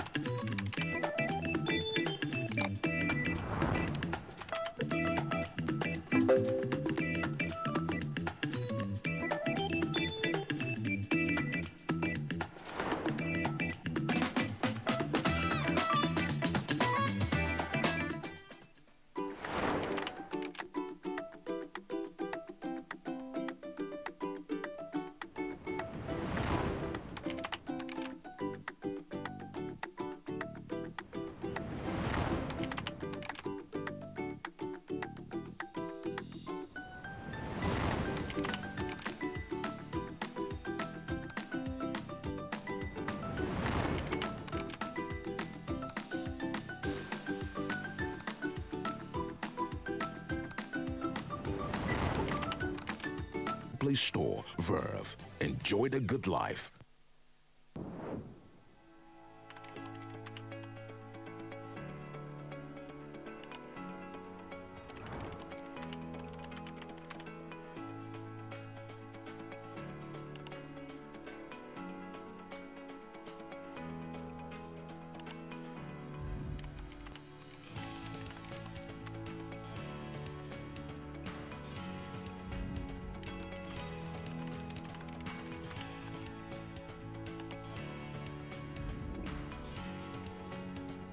Hello guys, I'm always tripping, but no, not that kind of trips. What I mean is I travel a lot, interstate trips. Before now, I'll go to the parks to get my tickets, but you know how those boys can be. They'll stress you, hassle you, and roughen you up. But now, I use quick teller transport to book ahead, no stress, more flex. Now, I trip in style. You too can trip in style with quick teller transport.